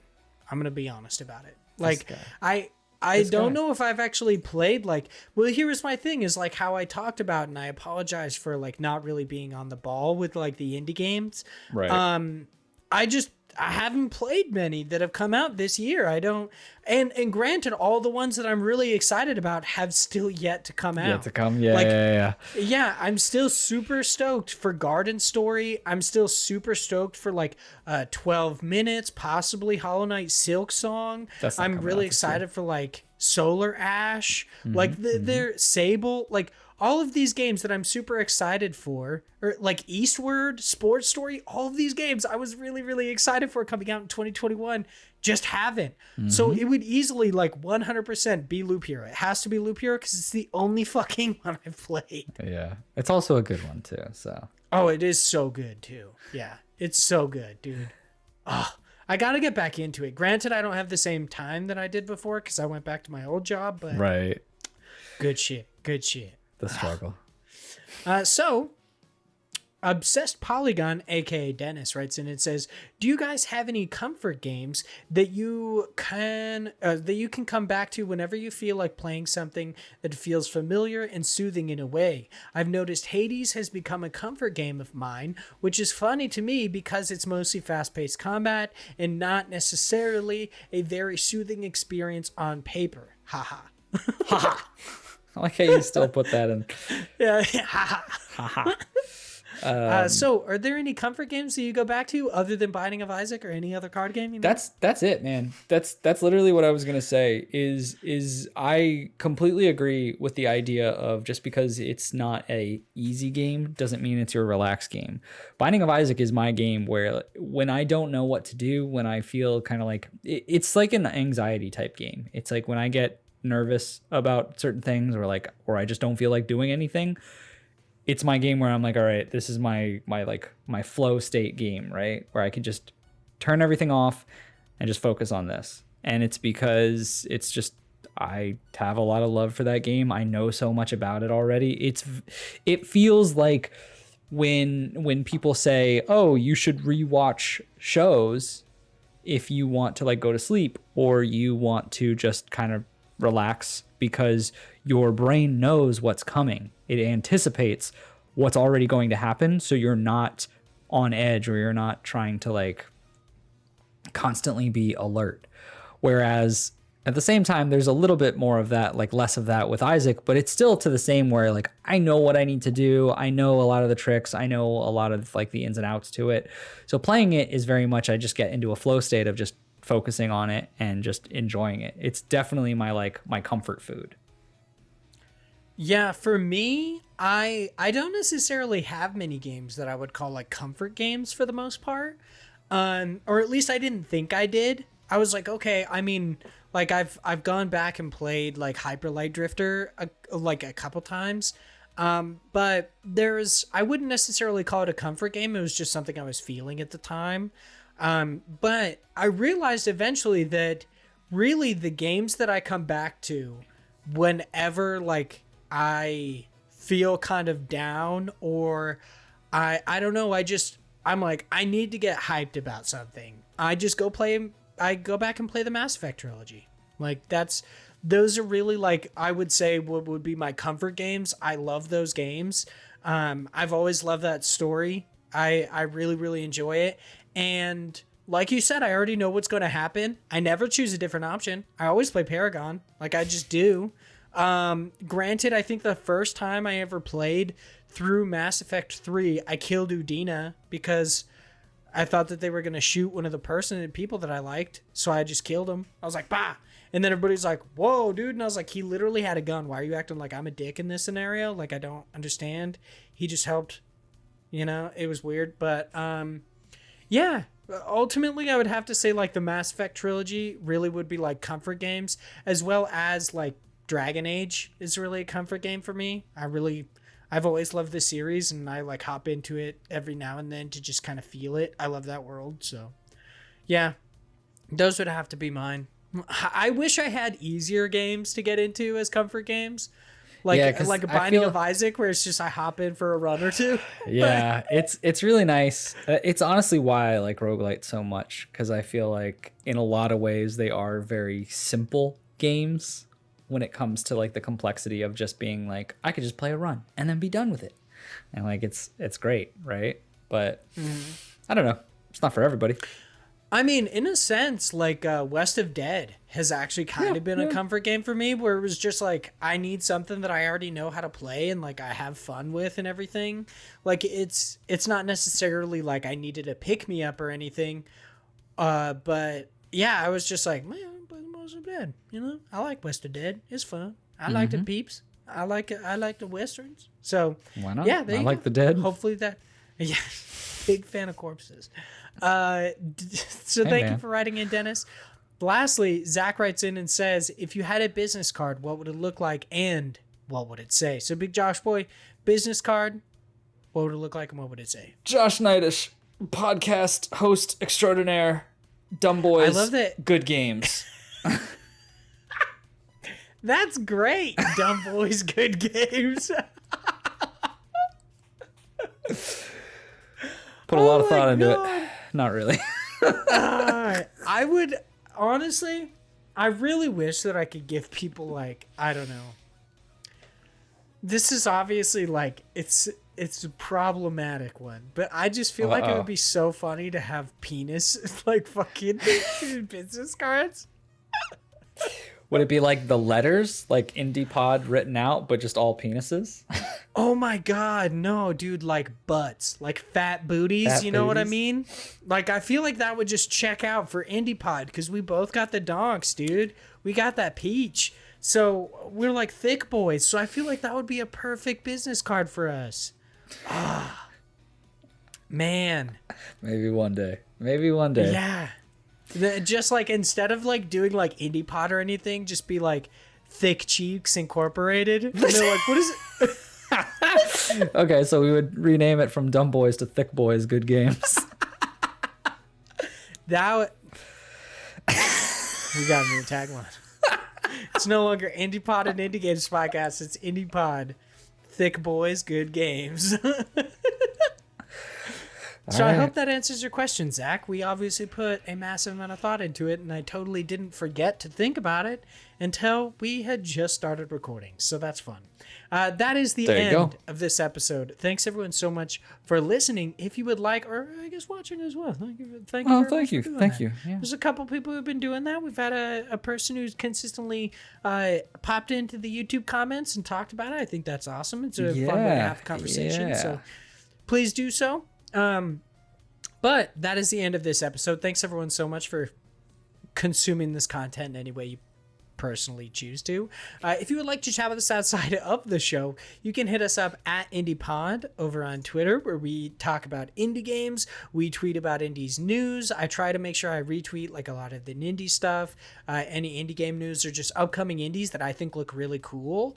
That's one of the things I actually really enjoy about Twitter, is that you can actually follow games as they're being developed. And when it comes to indie games, a lot of it is done entirely on Twitter. Like they're like, look, I made this new mechanic in a game. And I think that's really cool. It's like a devlog, but you don't have to kind of devote an hour to it. So I really love like our IndiePod Twitter for that reason. So make sure you follow us at IndiePod. You can follow me at Hyde Legion. That's Vaughn, of course, at HYDELEGION for I don't even know at this point. You can check out my Twitch channel, twitch.tv/Hyde Legion.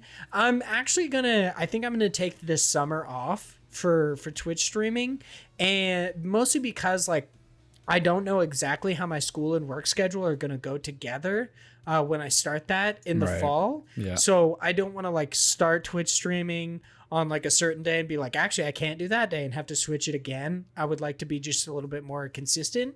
So I'm going to probably start up. Plus, I just want to like kind of relax and play some games. I had a bunch of time to play Hollow Knight. I thought that was awesome. So, but you can, of course, just follow me over there for when I start Twitch streaming again. I will, but just probably not until like, I would say the end of August. I'm probably going to take off until like the end of August, beginning of September. You can check out Josh at _Josh90 on Twitter for whatever his hot takes, finding out that he's 5'3", which I still think is hilarious, and so much more. And you can check out his Twitch stream, which is twitch.tv/the_Josh90. Do you still do the Tuesdays and Thursdays? I haven't in the last like week or so. I don't know. I'm kind of at a point where life is going to get really hectic for me for the next month. And then eventually it's going to come back to normal. So I think I'm just going to take some time off as well and probably jump back into it later. I'll probably stick with the same Tuesday, Thursday. Like I like the schedule, but it's just one of those things where we've talked about it before. I have that contracting job that like I'm finishing up. And so it's one of those things where I have like a pretty tight deadline and I have to get a lot done now, so things will probably slow down a little bit as far as like free time goes. So for the most part, just catch me on Twitter. I'll be back eventually, one day, for sure. Maybe. All right. Just once again to go through our housekeeping, please make sure to check out our new developer interview going live on the 7th. That is with Andrew Teo of Forest, which is the developer of the game The Company Man. Please check that one out. Once again, that's on the 7th. That's 2 days before for plebes and 1 day after for patrons. Check out the IndiePod store over on Teespring for t-shirts and stickers. Check out our YouTube channel for, of course, these episodes in video format, all the visual accoutrements. I don't even know what that word means. I'm going to be honest. Just sounds good. I hear it said in context a lot. It's going to be like, what is it? How do you say threesome or, a menage. Menage a trois. Like, yeah, like that. Mm-hmm. Never knew what it meant. It's just always sounded interesting. So you always say it and then you're just, I didn't know. Oh, okay. So there you go. Please leave us reviews on any platform in which you can do so. Specifically, iTunes supposedly helps us out a bunch, but just anywhere in which you'd like to do so, you can even send it in an email. That works too. So it's true. We just might forget about it. Oh, exactly. Yeah, that's absolutely true. And lastly, thank you so much to all of our amazing patrons, just in general. If you give us $1, $3, $5, or in some cases, $10 to $15, if you're crazy, yeah, we'll thank love you so much for doing it. In general, you're all amazing. Bubba got to read out the 3 and higher names, of course. We got John. It's just John. You know, it's just God-given name. We'll see. Mixamatosis, aka Mix. Zach Durham. I'm not even joking. I was gonna say Nick.